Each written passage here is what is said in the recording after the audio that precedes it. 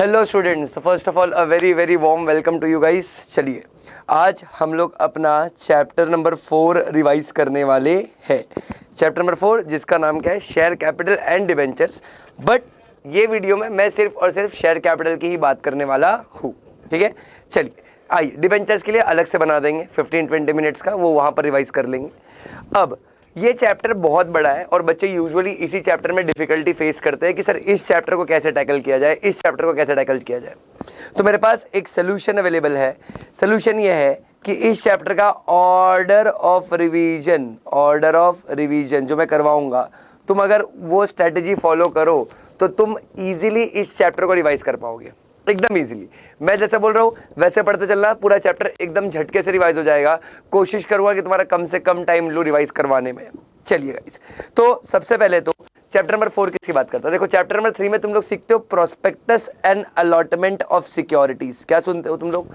Prospectus and allotment of securities. अब वहां पर prospectus and allotment of securities में तुम ये देखते हो कि कंपनी पब्लिक से पैसा उठा सकता है, पब्लिक से पैसा उठाने के लिए प्रोस्पेक्टस इशू करना पड़ता है, या कंपनी प्राइवेट प्लेसमेंट भी कर सकता है, ठीक है। मतलब चैप्टर नंबर 3 में तुमने ये सुन लिया कि हम पब्लिक या प्राइवेट मार्केट में जाकर पैसा उठा सकते हैं, पब्लिक मार्केट या प्राइवेट मार्केट में जाकर पैसा उठा सकते हैं। लेकिन पैसा उठाने के लिए तुमको इंस्ट्रूमेंट्स का इस्तेमाल करना पड़ेगा। अब वो इंस्ट्रूमेंट्स क्या हो सकता है? वो शेयर्स हो सकता है या तो डिबेंचर हो सकता है, ठीक है। अच्छा, तो यहाँ पर हम लोग किसकी बात करने वाले? शेयर। तो भाई शेयर कैपिटल क्या होता है? तो जब भी कंपनी पब्लिक से पैसा उठाता है, अब देखो ये तो हम लोग 11th-12th में सीखते हैं, बट ये पढ़ा रहा था पूरा स्टार्टिंग से पढ़ा देता हूँ।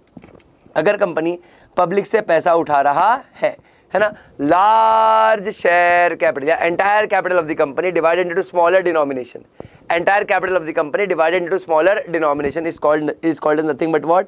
शेयर, ठीक है। Is called nothing but what? Share. अब देखो कंपनी में बिजनेस करने के लिए दो तरीके का कैपिटल चाहिए, ठीक है। दो तरीके का कैपिटल चाहिए, मतलब कंपनी दो तरीके से कैपिटल उठा सकती है, एक शेयर कैपिटल, एक डेट कैपिटल। मैं फिर बोल रहा हूँ, सुनना ध्यान से। जब कंपनी का पूरा कैपिटल है, बड़ा सा जो कैपिटल, मान लो कंपनी को 100 करोड़ रुपीस चाहिए, जब उसको स्मॉलर डिनोमिनेशन में डिवाइड करते हैं उसी को हम लोग शेयर्स बुलाते हैं, और यही अगर स्मॉलर डिनोमिनेशन में लोन के फॉर्म में डिवाइड करते हैं उसी को डिबेंचर बुलाते हैं, ठीक है। अब मेरा फोकस सिर्फ शेयर्स पर रहेगा। अच्छा, शेयर कैपिटल में क्या क्या आ सकता है? एक इक्विटी शेयर्स और एक प्रेफरेंस शेयर्स, हालांकि ये सब जानते ही हो तुम। अच्छा, अब उसमें भी देखो काइंड ऑफ शेयर कैपिटल में एक प्रेफरेंस शेयर कैपिटल है, एक इक्विटी शेयर कैपिटल है। अच्छा, एक इक्विटी शेयर में क्या होता है? विद वोटिंग राइट्स, और एक होता है with differential rights as to dividend voting और अदरवाइज, ठीक है। मैं कैसे याद रखता हूँ? मैं इक्विटी शेयर को हमेशा क्लासरूम में भी यही बोलता हूँ मैं, कि तुम याद रखो एक परिपशु राइट है, सही बात बच्चों, एक परिपशु राइट है और एक है डिफरेंशियल वोटिंग राइट्स, ठीक है। एक परिपशु राइट, परिपशु क्या होता है? सर गाली दे रहे हो क्या? नहीं रे भाई, परिपशु मतलब होता है इक्वल। परिपशु मतलब क्या होता है? इक्वल। तो भाई इक्विटी शेयर दो टाइप का होता है, एक परिपशु राइट्स यानी इक्वल राइट्स वाला, एक डिफरेंशियल राइट, सिखाऊंगा आगे। प्रेफरेंस शेयर्स अलग अलग तरीके का होता है, जैसे डिविडेंड के बेसिस पे cumulative, non cumulative, participatory, non participatory, convertible के बेसिस पे कन्वर्टेबल, नॉन कन्वर्टेबल। अच्छा, कन्वर्टेबल में partly convertible, mandatory convertible, optionally convertible वो भी होता है। और रिडीमेबल के बेसिस पे दो चीज़ होती है, एक रिडीमेबल एक इरिडीमेबल। बट तुम्हारे नॉलेज के लिए बता दूं, इंडिया में आप इरिडीमेबल प्रेफरेंस शेयर्स इशू नहीं कर सकते। भले से क्लासिफिकेशन में मैंने बता रखा, बट इंडिया में आप इरिडीमेबल प्रेफरेंस शेयर्स इशू नहीं कर सकते भाई, ठीक है। चलिए, अब ये तो बेसिक इंट्रोडक्शन था, फटाफट बता दिया मैंने। इस पे आ जाओ, अब यहाँ से प्रोविजन चालू हो रहा है। अब सबसे पहली बात तो आती है शेयर। शेयर क्या होता है? तो शेयर का डेफिनेशन हमको दिया गया है सेक्शन 2 क्लॉज 84। हमको बोला गया है share means share in a share capital of the company. Company के शेयर में जो शेयर होता है उसी को हम शेयर कैपिटल बुलाते हैं। And include stock. बच्चों स्टॉक क्या होता है? स्टॉक माने बंडल ऑफ शेयर्स। स्टॉक माने क्या होता है? बंडल ऑफ शेयर्स होता है। अच्छा, जब भी बच्चे इसको सुनते हैं बच्चे एकदम कंफ्यूज हो जाते हैं, सर ये कैसा डेफिनेशन है? अरे भाई ये प्रॉपर डेफिनेशन है, तुम समझने का कोशिश करो। मान लो ये कंपनी का क्या है? ये कंपनी का है शेयर कैपिटल, है ना, ये कंपनी का शेयर कैपिटल है। अब उसमें आपका इतना हिस्सा है, ये शेयर है।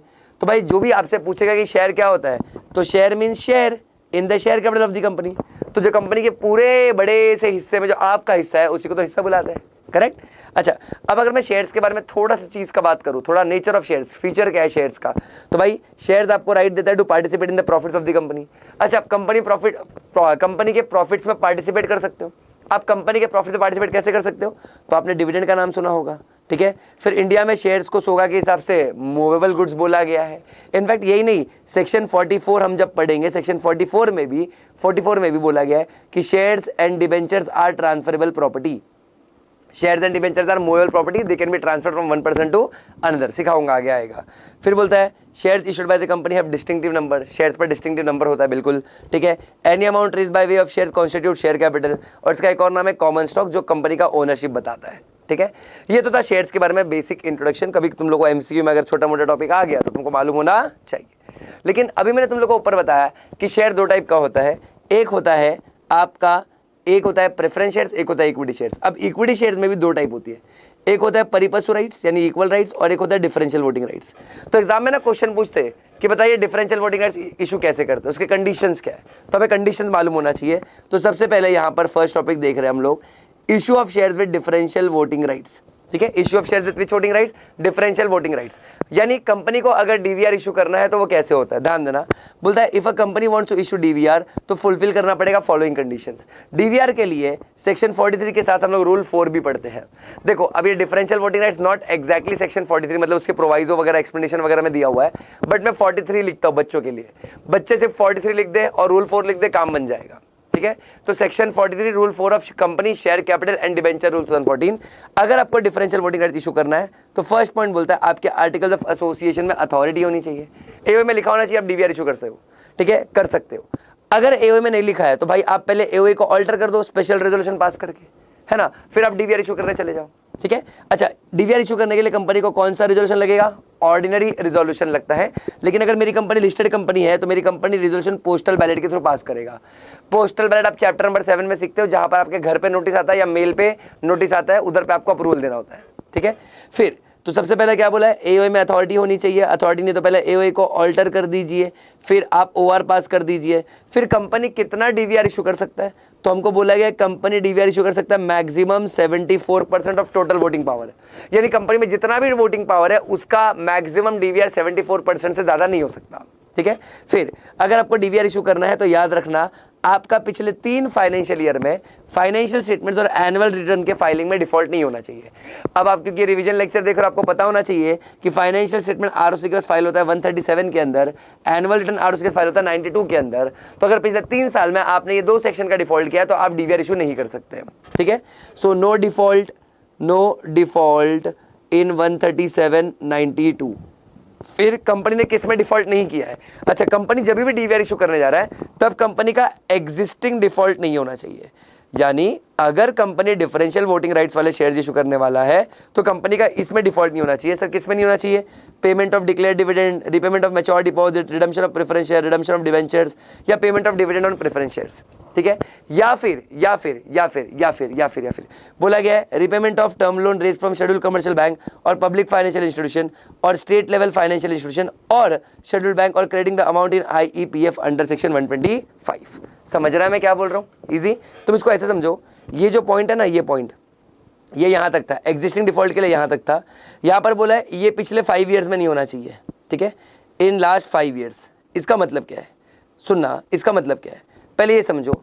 अगर कंपनी डीवीआर इशू करने जा रही है तो पिछले 3 फाइनेंशियल ईयर में 137 और 92 का डिफॉल्ट नहीं होना चाहिए, ठीक है।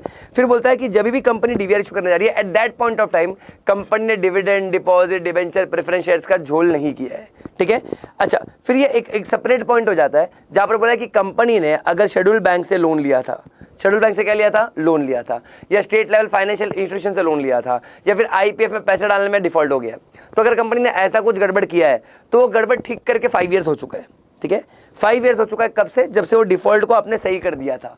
डिफॉल्ट को सही करने से 5 ईयर्स, मतलब क्या हुआ, इसका मतलब ये हुआ कि मान लो मैंने डिफॉल्ट किया था 15-16 में, उसको ठीक कर दिया 18-19 में, तो आप 18-19 से 5 ईयर्स काउंट करोगे, ठीक है। मतलब 18-19 में डिफॉल्ट ठीक कर दिया तो 19-20, 20-21, 21-22, 22-23, 23-24, करेक्ट। यहां तक तुम डीवीआर नहीं कर सकते।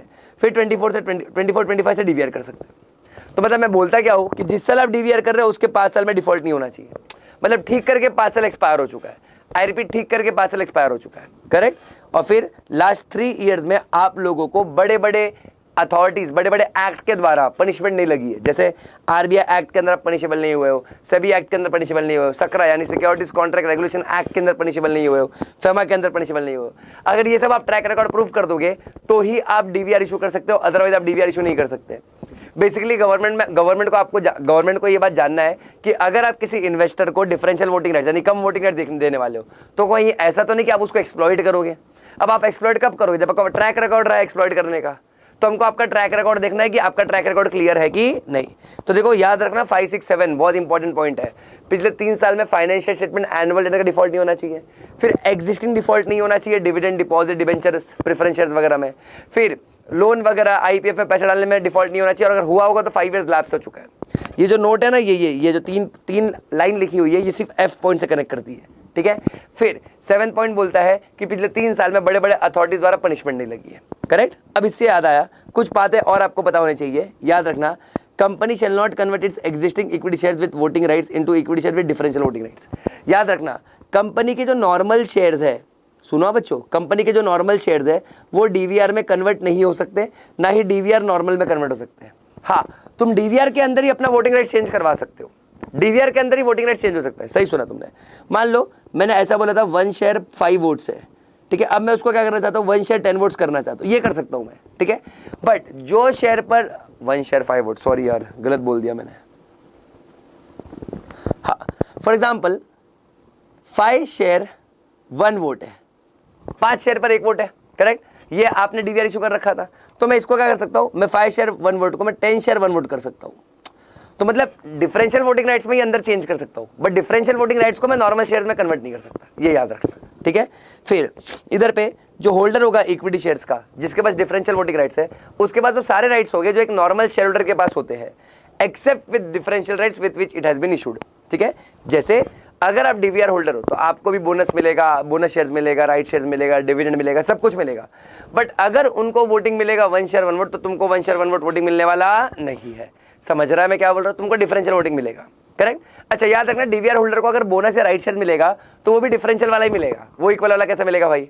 तुम समझ रहे हो मैं क्या बोलने की कोशिश कर रहा हूँ, ठीक है। इससे याद आया जो भी डीवीआर होल्डर होगा उनका भी नाम कंपनी के रजिस्टर ऑफ मेंबर्स में लिखा जाता है, करेक्ट।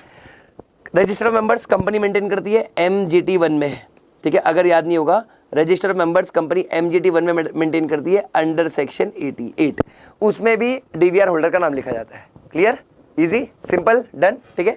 ये था आपका differential voting rights. Section 43 rule 4, articles में अथॉरिटी होना चाहिए, आर्टिकल्स में अथॉरिटी है तो ऑल्टर कर दीजिए, ओआर पास करना है 74%, 5, 6, 7 बोलता है डिफॉल्ट नहीं होना चाहिए, और फिर कुछ इंपॉर्टेंट पॉइंट पे बोलता है कि एग्जिस्टिंग शेयर्स को डीवीआर को एग्जिस्टिंग में कन्वर्ट नहीं करवा सकते, फिर आपका नाम रजिस्टर ऑफ मेंबर्स में लिखा होगा MGT 1 अंडर सेक्शन 88, और फिर आपको वो सारे राइट्स मिलेंगे जो एक नॉर्मल इक्विटी शेयर होल्डर को मिलते हैं, बट डिफरेंशियल राइट्स को छोड़कर। याद आया, पढ़ाया था ये?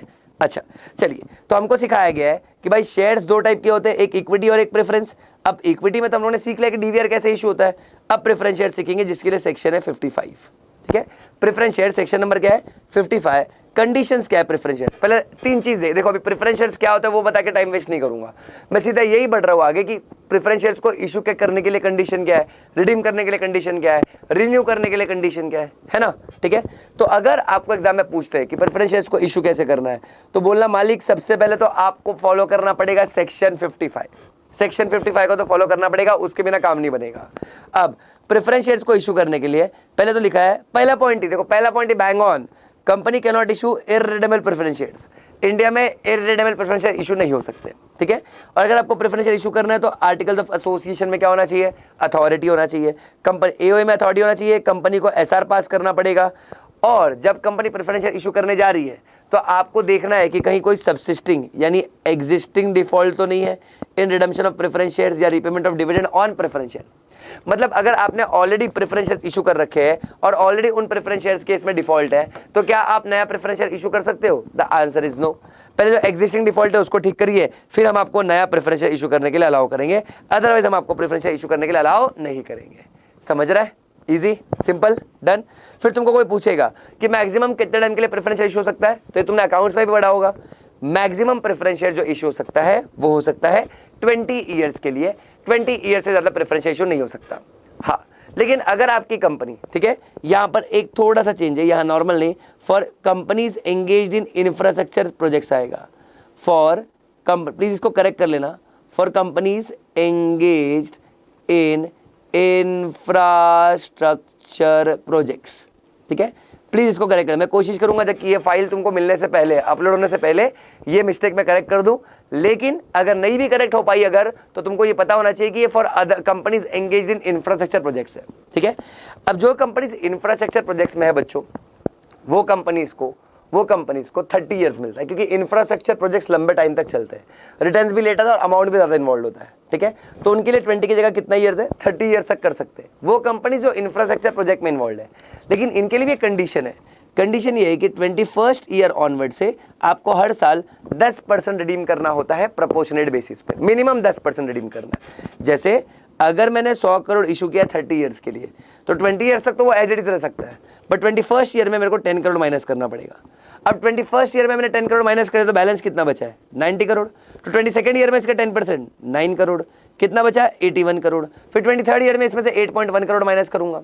तो ऐसा जितना भी आउटस्टैंडिंग होगा उसका 10% आपको कम करते रहना है, ताकि 30 ईयर जब रिपेमेंट का बात है तो एक साथ पूरा बर्डन ना हो, ठीक है। फिर 6 पॉइंट बोलता है, अगर कंपनी को अपने प्रेफरेंशियल लिस्ट करवाना है तो आपको सेबी के हाथ पैर जोड़ने पड़ेंगे, सेबी रेगुलेशन फॉलो करना पड़ेगा, ठीक है सर, समझ गया। और जो भी company register of members maintain करती है, अभी बताया, जस्ट बताया, company register of members maintain करती है MGT1 अंडर सेक्शन 88, करेक्ट। तो कंपनी जो भी रजिस्टर ऑफ मेंबर्स मेंटेन करती है उसमें किसका डिटेल्स लिखा होगा बेटा, उसमें प्रेफरेंस शेयर होल्डर्स का डिटेल लिखा होगा। सही बात है, इजी है, पक्का, डन, श्योर। ये तो 7 पॉइंट्स है इशू के लिए। इशू के लिए 7 पॉइंट्स क्या क्या थे सर, सबसे पहला इरिटेबल इशू नहीं हो सकता, एओए में अथॉरिटी होना चाहिए, एसआर पास कर रहा है, प्रेफरेंस शेयर्स का एग्जिस्टिंग डिफॉल्ट नहीं होना चाहिए, टेन्योर 20 ईयर्स है, कुछ कंपनीज के लिए 30 ईयर्स है, बट 21st ईयर ऑनवर्ड हर साल 10% रिडीम होता है, लिस्टेड करना है तो सेबी रेगुलेशन, और आपका नाम रजिस्टर में भी होगा। सही बात, इजी, सिंपल। अच्छा, अब आते हैं रिडम्पशन पे। अच्छा, प्रेफरेंस शेयर्स को अगर रिडीम करना है तो वो शेयर्स क्या होने चाहिए, फुल्ली पेड अप होने चाहिए, और वो तभी रिडीम हो सकता है जब, अच्छा कहाँ से रिडीम हो सकता है, प्रॉफिट्स ऑफ द कंपनी, ठीक है, प्रॉफिट्स ऑफ द कंपनी से रिडीम हो सकता है, या तो प्रोसीड्स ऑफ फ्रेश इशू। तुम लोग अकाउंट्स में सॉल्व करते हो भाई साहब, ये है, ठीक है, कि रिडीम कहाँ से होता है, कंपनी के प्रॉफिट से, या रिडीम कहाँ से होगा, proceeds of fresh issue of share से, करेक्ट है। लेकिन याद रखना, अगर तुम प्रॉफिट्स रिडीम करते हो तो जितने का फेस वैल्यू रिडीम करोगे उतना अमाउंट आपको CRR यानी कैपिटल रिडम्पशन रिजर्व में ट्रांसफर करना है। बच्चों, ये अकाउंट्स में तुम एंट्री मारते हो, करेक्ट, CRR में ट्रांसफर होना चाहिए। और एक और बात याद रखना, जो पैसा आपने CRR में ट्रांसफर किया है, अब मेरी बात सुनो, ये सिर्फ बुक एंट्री होती है, एक्चुअल में पैसे ट्रांसफर नहीं होते CRR में, ये याद रखना, ठीक है, सिर्फ बुक एंट्री होती है, उसमें एक्चुअल पैसा नहीं है। मतलब तुम्हारा बैलेंस शीट है, तुमको लाइब्रेरी में दिखेगा एक CRR रिजर्व करके पड़ा हुआ है, बट उसमें एक्चुअल में पैसा नहीं है। तो CRR को तुम सिर्फ एक ही पर्पस के लिए यूज कर सकते हो, वो है बोनस शेयर्स, ठीक है। CRR से तुम क्या दे सकते हो, CRR से तुम सिर्फ और सिर्फ बोनस शेयर्स दे सकते हो। तो अगर एग्जाम में क्वेश्चन आता है कि CRR को किसके लिए यूटिलाइज किया जा सकता है, तो फटाक से आंसर होना चाहिए कि CRR को तो सर आप सिर्फ और सिर्फ fully paid up bonus shares देने के लिए यूज कर सकते हो शेयर होल्डर्स को, और किसी पर्पस के लिए नहीं, करेक्ट है।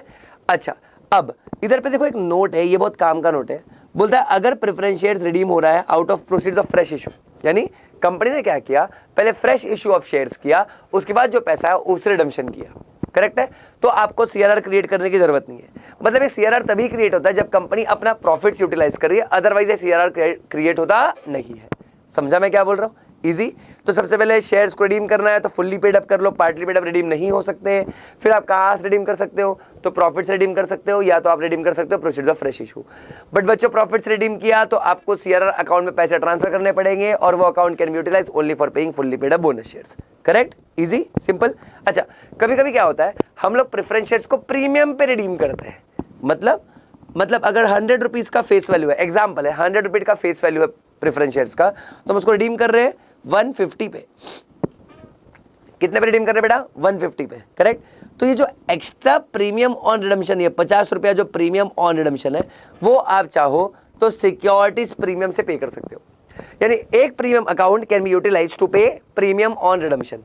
लेकिन ये कब हो सकता है, ध्यान देना, अगर कंपनी का फाइनेंशियल स्टेटमेंट AS फॉलो करता है, यानी कंपनी का फाइनेंशियल स्टेटमेंट अकाउंटिंग स्टैंडर्ड के हिसाब से बनता है। तो मैंने कितने बार बताया आपको, क्लासरूम में भी बताया है कि आप सिक्योरिटीज प्रीमियम को payment of premium on redemption use नहीं कर सकते। है ना, अभी आगे भी बताऊंगा, डोंट वरी। और यहाँ पर अगर फाइनेंशियल स्टेटमेंट एएस के हिसाब से नहीं बनता, ठीक है, तो वहां पर आप लोग सिक्योरिटी प्रीमियम को पेमेंट ऑफ प्रीमियम के लिए यूज कर सकते हो। ठीक है, इजी, सिंपल, डन। बढ़ू मैं आगे, है ना, आराम से। अगर कंपनी का एफएस एएस फॉलो करता है तो आप लोग सिक्योरिटी प्रीमियम मत यूज करना प्रीमियम पे करने के लिए, प्रीमियम पे करने के लिए, ठीक है। लेकिन अगर एफएस एएस फॉलो नहीं कर सकता मतलब नहीं करता, अगर एफएस एएस फॉलो नहीं करता तो आप सिक्योरिटीज प्रीमियम को रिडेम्पशन के लिए यूज कर सकते हो। समझ रहा है मैं क्या बोल रहा हूं तुम लोग को, है ना। मैं फिर बोल रहा हूं, सिक्योरिटीज प्रीमियम अगर यूज करना भी है, अगर आप एएस फॉलो नहीं कर रहे हो और सिक्योरिटीज प्रीमियम यूज करना भी है, तो भी you can only utilise for paying premium and not face value. ठीक है, फेस वैल्यू के लिए तो या तो तुम प्रोसीड्स ऑफ फ्रेश इशू करो, यूज करोगे, या तो प्रॉफिट्स ऑफ द कंपनी। सही बात है, इजी, पक्का, श्योर। अच्छा, क्या होता है जब कंपनी प्रेफरेंशियल इशू करती है ना, तो बहुत मजा ही मजा आता है।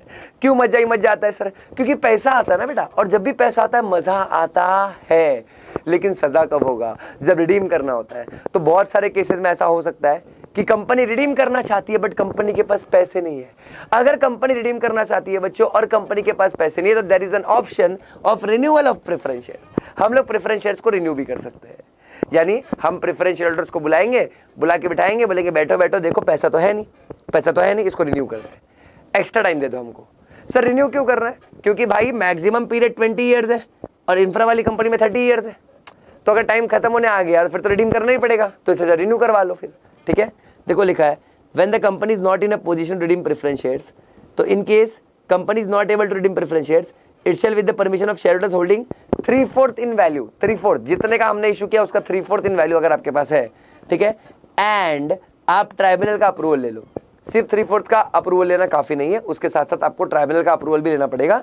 तो आप क्या कर सकते हो? रिडीमेबल प्रेफरेंस शेयर इशू कर सकते हो। क्या इशू कर सकते हो? फिर से बोलो, रिडीमेबल प्रेफरेंस शेयर इशू कर सकते हो। ठीक है, और एक बार आपने इशू कर दिया, एक बार आपने रिन्यू कर दिया, देखो लिखा है on such issue the unredeemed preference share shall be deemed to have been redeemed. अब ये डायलॉग का मतलब क्या है? Unredeemed preference share will be deemed to have been redeemed, मतलब जो पुराना प्रेफरेंस शेयर है हम मान लेंगे कि वो रिडीम हो चुका है और हमने वापस से न्यू प्रेफरेंस शेयर इशू किया है। हालांकि कोई नया इशू नहीं हुआ है, कोई पुराना रिडीम नहीं हुआ है, बट हम लोग मान रहे डीम्ड मतलब अज्यूम कर रहे हैं कि पुराना चला गया नया आ गया। ये अज्यूम क्यों कर रहे हैं? क्योंकि टाइम वापस से नया मिल जाए, है ना। 20 ईयर्स खत्म हो गया तो और 20 ईयर्स तक मिल सकता है। अब कितना एक्स्ट्रा टाइम मिलेगा वो डिपेंड करता है कंपनी और प्रेफरेंस शेयरहोल्डर्स के बीच में क्या अग्रीमेंट हो रहा है। ठीक है, बट यहां पर याद रखना 3/4 का अप्रूवल लेने बोला है, तो ऐसा हो सकता है ना कि 1/4 लोग नाटक करें, पॉसिबल है कि नहीं है? तो जो भी लोग नाटक कर रहे हैं, बोल रहे हैं नहीं भाई मुझे तो कंसेंट देना ही नहीं है, मैं नहीं चाहता कि कंपनी प्रेफरेंस शेयर रिन्यू करे अपना, तो ट्राइब्यूनल क्या बोलेगा?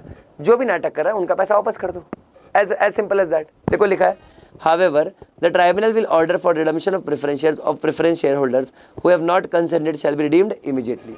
ठीक है, ट्राइब्यूनल इमीडिएटली ऑर्डर करेगा भाई इनका रिडीम कर दो क्योंकि लोग कंसेंट नहीं दे रहे। समझ रहा है? Easy, simple. तो यहाँ पर आपका ये चैप्टर का मैंने 2 टॉपिक करवाया, एक डीवीआर करवाया और एक करवाया प्रेफरेंस शेयर्स। करेक्ट है? कितना सिंपल टॉपिक है ये सब। कंडीशंस याद रखनी है आपको। ठीक है, इससे याद आया जब कंपनी शेयर्स इशू करेगा, चाहे वो इक्विटी हो या प्रेफरेंस, सवाल ये उठता है क्या कंपनी शेयर्स को प्रीमियम पे इशू कर सकता है? द आंसर इज यस, बिल्कुल इशू कर सकता है। और इसके लिए हम लोग सेक्शन फॉलो करते हैं 52। याद रखना, मेरी बात सुनो, देखो इधर देखो, अगर कंपनी का ये फेस वैल्यू है, शेयर्स का फेस वैल्यू है, अगर हम फेस वैल्यू के ऊपर शेयर्स इशू करें तो उसको हम लोग प्रीमियम बुलाते हैं। ठीक है, और अगर फेस वैल्यू से नीचे हम शेयर्स इशू करें तो उसको हम डिस्काउंट बुलाते हैं। ठीक है, अगर ऊपर इशू करें प्रीमियम, नीचे इशू करे डिस्काउंट। बच्चों प्रीमियम पे शेयर्स इशू किया जा सकता है, ये सेक्शन 52 बोलता है। डिस्काउंट के लिए प्रोविजन बने हैं सेक्शन 53 में। ठीक है, आराम से, प्रीमियम के लिए 52, डिस्काउंट के लिए 53। Premium 52, discount 53। अच्छा, डीवीआर किस में था? रूल 4 में था। प्रेफरेंस शेयर किस में था? 55 में था। सेक्शन संभालना थोड़ा। ठीक है, अब क्या लिखा है देखो, company can issue securities at premium, बिल्कुल बिल्कुल, फॉर एनी अमाउंट।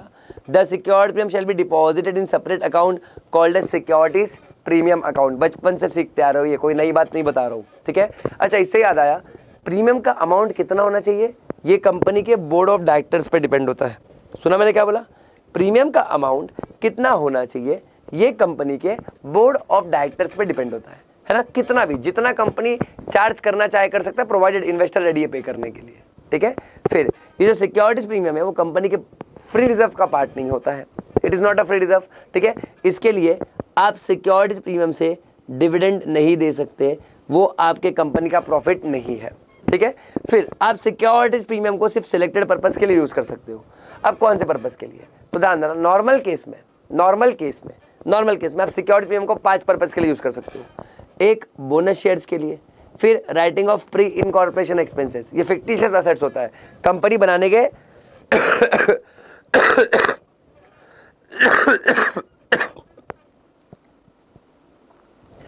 ये कंपनी बनाने के पहले का खर्चा होता है। कंपनी बनाने के पहले का खर्चा आप राइट ऑफ कर सकते हो, फिक्टिशियस एसेट्स है, उसको राइट ऑफ करने के लिए आप सिक्योरिटीज प्रीमियम का इस्तेमाल कर सकते हो। फिर फॉर राइटिंग ऑफ एक्सपेंसेस और डिस्काउंट और commission on issue of shares and debentures, ठीक है, इसको मैं शेयर इशू एक्सपेंसेस बोलता हूँ।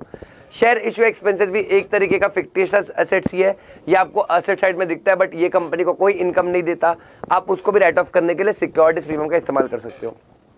फिर for writing of premium on redemption of preferential, अभी ऊपर बताया था, या फिर बायबैक ऑफ सिक्योरिटीज, ठीक है, ये 5 पर्पस के लिए यूज कर सकते हो। बट किसके लिए, ये कौन से केस में एप्लीकेबल है, ये तब है जब कंपनी का फाइनेंशियल स्टेटमेंट अकाउंटिंग स्टैंडर्ड के हिसाब से नहीं बन रहा है, ठीक है। लेकिन अगर कंपनी का फाइनेंशियल स्टेटमेंट अकाउंटिंग स्टैंडर्ड्स को कंप्लाई करता है तो आप अपना सिक्योरिटी प्रीमियम सिर्फ और सिर्फ 3 पर्पस के लिए यूज कर सकते हैं और किसी पर्पस के लिए यूज नहीं कर सकते, ठीक है। कौन सा 3 पर्पस है वो, bonus shares, writing of expenses और डिस्काउंट कमीशन एंड बायबैक, ठीक है। यानी कौन सा पॉइंट कॉमन है, ए ई सी, ठीक है, ए ई सी, ठीक है, ए सी मतलब, ठीक है, ये पॉइंट कॉमन है। तो अगर आप लोग के फाइनेंशियल स्टेटमेंट जो है वो एएस के हिसाब से बन रहे हैं तो आप सिर्फ 3 पर्पस के लिए यूज कर सकते हो। अगर एएस के हिसाब से नहीं बन रहा है तो 5 पर्पस के लिए यूज कर सकते हो, ठीक है। अब बच्चे पूछते सर ऐसा क्यों, तो अभी फटाफट थोड़ा सा बता देता हूं, सुन लो यार। कंपनी का सिक्योरिटीज, अगर कंपनी का फाइनेंशियल स्टेटमेंट अकाउंटिंग स्टैंडर्ड के हिसाब से बन रहा है तो एक आपको सेट ऑफ डिस्क्लोजर देना पड़ता है जहां पर सिक्योरिटीज प्रीमियम को आप 2 पर्पस मतलब एक्स्ट्रा 2 पर्पस के लिए यूज नहीं कर सकते, वो है डी और बी, समझ रहा है, वो वहां पर डिस्क्लोजर के हिसाब से उसके लिए आप यूटिलाइज नहीं कर सकते हो। इसके लिए आप लोग ए, सी और ई के लिए ही यूज कर सकते हो। मैं फिर बोल रहा हूं, ध्यान से सुनो। अगर कंपनी का सिक्योरिटीज प्रीमियम, अगर कंपनी का कौन सा प्रीमियम बेटा, सिक्योरिटीज प्रीमियम यूटिलाइज करने का बात हो रहा है तो कितने पर्पस के लिए यूटिलाइज हो सकता है, सिर्फ और सिर्फ 3 पर्पस के लिए यूटिलाइज हो सकता है अगर कंपनी का अकाउंटिंग स्टैंडर्ड के हिसाब से एफएस बनता है, ठीक है। तो ए बी सी वो क्या है, bonus shares, writing of share issue expenses and buyback of securities. ये कब, जब आपका फाइनेंशियल स्टेटमेंट एएस के हिसाब से बन रहा है। लेकिन अगर आपका फाइनेंशियल स्टेटमेंट एएस के हिसाब से नहीं बन रहा तो ये 5 पर्पस होते हैं आपके पास।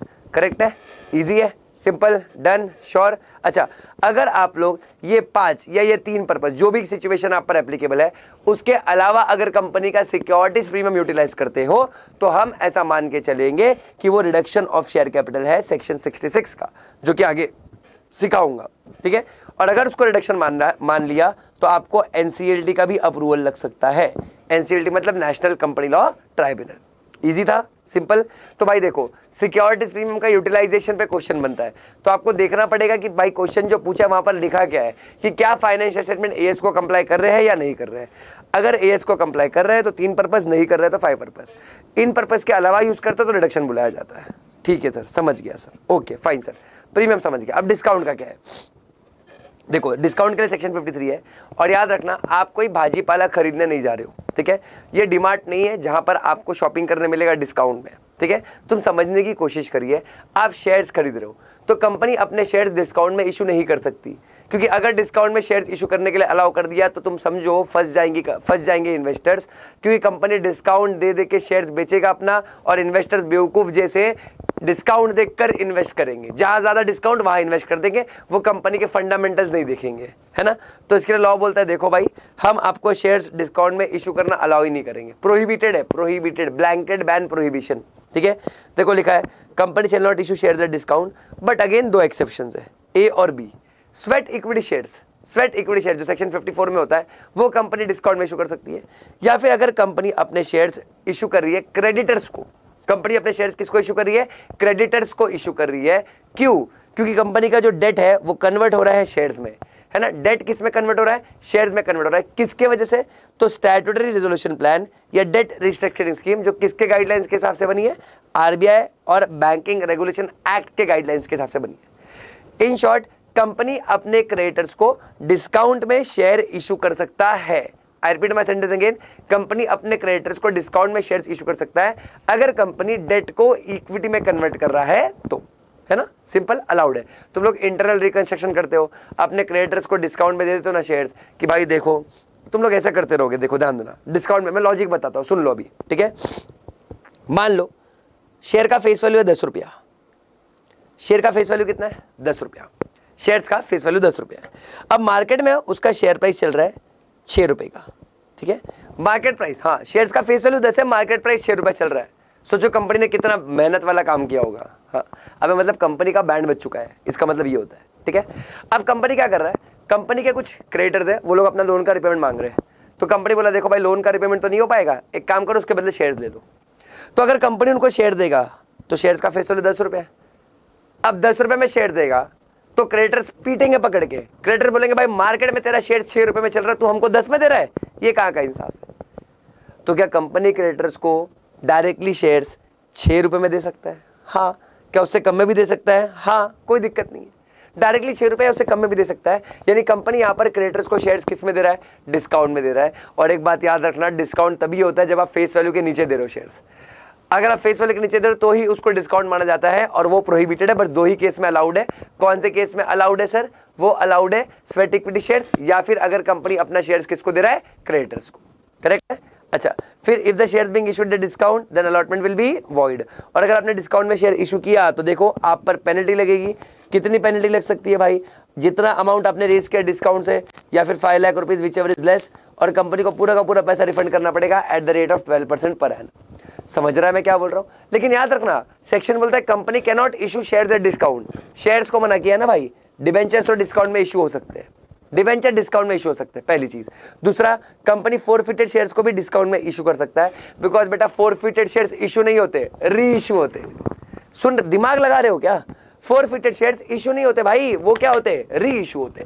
ये समझ रहा है मैं क्या बोल रहा हूं तुम लोग को? यस और नो? इजी है, पक्का, डन, ठीक है। अच्छा, फिर अभी हमने क्या सीख लिया? अभी हमने सीख लिया इक्विटी शेयर्स कैसे होते हैं, प्रेफरेंस शेयर्स कैसे होते हैं, फिर हमने सीख लिया कि भाई प्रीमियम और डिस्काउंट क्या होता है। बट अभी इक्विटी और प्रेफरेंस शेयरहोल्डर्स को वोटिंग कैसे मिलता है, ठीक है, वोटिंग राइट। सेक्शन नंबर क्या है? 47। ध्यान देना, बोलता है voting rights of equity share holders में हर एक मेंबर हर एक रिजोल्यूशन में वोट कर सकता है। अगर मैं इक्विटी शेयर होल्डर हूं तो I can vote on each and every resolution which is placed in the AGM for the members, ठीक है। मेंबर्स जिन पर भी, मतलब जो भी डिसीजन लेना है कंपनी को जनरल मीटिंग में, उसमें मैं वोट कर सकता हूं अगर मैं कंपनी का इक्विटी शेयर होल्डर हूं तो, है ना, अगर मैं कंपनी का इक्विटी शेयर होल्डर हूं तो। ठीक है सर, समझ गया, ओके। अच्छा, अब वोटिंग राइट कैसे होता है ये चैप्टर 7 में अलग से समझाऊंगा, बट अभी भी सुन लो। अगर वोटिंग शो ऑफ हैंड से हो रहा है, सुना होगा तुमने, वोटिंग अगर शो ऑफ हैंड से हो रहा है तो 1 मेंबर 1 वोट है, ठीक है। कितना मेंबर है? 1 मेंबर 1 वोट। लेकिन अगर वोटिंग शो ऑफ हैंड से नहीं हो रहा है, वोटिंग शो ऑफ हैंड से नहीं हो रहा है, वोटिंग पोल से हो रहा है, तो यहां पर होता है 1 शेयर 1 वोट। मतलब अगर पोल से वोटिंग हो रहा है तो your voting right is proportionate to your share holding, ठीक है। अगर वोटिंग पोल से हो रहा है तो आपका voting right is proportionate to your share holding, ये याद रखना, करेक्ट, इजी, वही लिखा है इधर पे। फिर प्रेफरेंस होल्डर्स की अगर बात करूं तो नॉर्मली प्रेफरेंस होल्डर वोट नहीं कर सकते। प्रेफरेंस होल्डर्स के लिए एक टर्म यूज करता हूं मैं, fold your hands finger on your lips. अगर लोग मीटिंग में आ भी रहे तो चुपचाप बैठेंगे, कुछ बोल नहीं सकते, वोट नहीं कर सकते, करेक्ट है। हाँ, लेकिन कुछ कुछ केसेस में वोट कर सकते हैं, 4 केस है। कितने केस? 4 ऐसे रिजोल्यूशन जहां पर उनका राइट्स इफेक्ट होने वाला है। अरे भाई तुम उन्हीं का बैंड बजाने वाला तो उन्हीं को पूछ लो ना पहले, उनको पूछेंगे नहीं तो कैसे चलेगा, ठीक है, पहली चीज। दूसरी चीज बोलता है वाइंडिंग अप। अगर कंपनी को बंद कर रहे हो तुम, तो तुमको प्रेफरेंस होल्डर्स को ही पूछना पड़ेगा। भाई अब नहीं पूछोगे तो कब पूछोगे? या फिर अगर रिडक्शन कर रहे हो तो, या फिर कंपनी, ये इंपॉर्टेंट है, ठीक है। अगर प्रेफरेंस होल्डर्स का डिविडेंड 2 साल से आउटस्टैंडिंग है, अगर प्रेफरेंस होल्डर्स का डिविडेंड कितने साल से आउटस्टैंडिंग है? 2 साल या उससे ज्यादा से आउटस्टैंडिंग है, तो प्रेफरेंस होल्डर्स हर एक रेजोल्यूशन में वोट कर सकते हैं जिन रेजोल्यूशन पे इक्विटी शेयर होल्डर वोट कर सकता है, करेक्ट है, अगर 2 साल से ज्यादा आउटस्टैंडिंग है तो, ठीक है। इससे याद आया, वोटिंग राइट्स तो पढ़ लिया। अब सवाल ये उठता है, क्या कंपनी किसी भी शेयर होल्डर के राइट्स में, ठीक है, किसी भी शेयर होल्डर मतलब किसी भी क्लास ऑफ शेयर होल्डर्स के राइट्स में चेंजेस यानी वेरिएशन कर सकता है? द आंसर इज यस, बिल्कुल कर सकता है। मुझे पता नहीं तुमको मालूम है कि नहीं है, बट यस, कंपनी किसी भी क्लास ऑफ शेयर्स के राइट्स में वेरिएशन कर सकता है, बिल्कुल कर सकता है। अच्छा, कैसे कर सकता है, ध्यान देना। फॉर एग्जाम्पल अभी मैंने ऊपर बताया था कि मान लो यार डीवीआर इशू किया जहां पर हमने बोला 5 शेयर 1 वोट है। 5 शेयर कितना वोट है, 1 वोट है, ठीक है।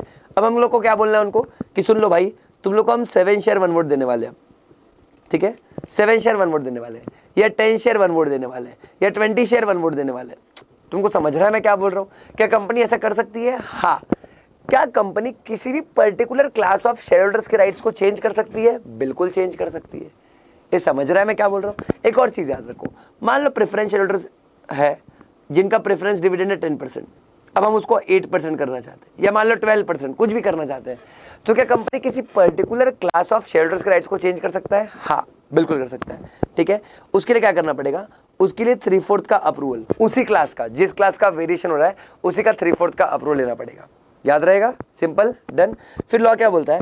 लॉ बोलता है कि अगर वेरिएशन एक क्लास के राइट्स को चेंज करने की वजह से दूसरे क्लास के राइट्स को भी फर्क पड़ रहा है, मान लो प्रेफरेंस शेयर होल्डर्स में कुछ चेंज कर रहा हो, इससे इक्विटी में फर्क पड़ रहा है, या इक्विटी में कुछ चेंज कर रहा हो, इससे प्रेफरेंस में फर्क पड़ रहा है, या फिर डीवीआर में कुछ चेंज कर रहा हो, इससे नॉर्मल वाले पे फर्क पड़ रहा है, या नॉर्मल वाले में कुछ चेंज कर रहा हो, इससे डीवीआर में फर्क पड़ रहा है, तो एक क्लास से दूसरे क्लास को अगर फर्क पड़ रहा है तो दूसरे क्लास का भी 3/4 का अप्रूवल लेना पड़ता है।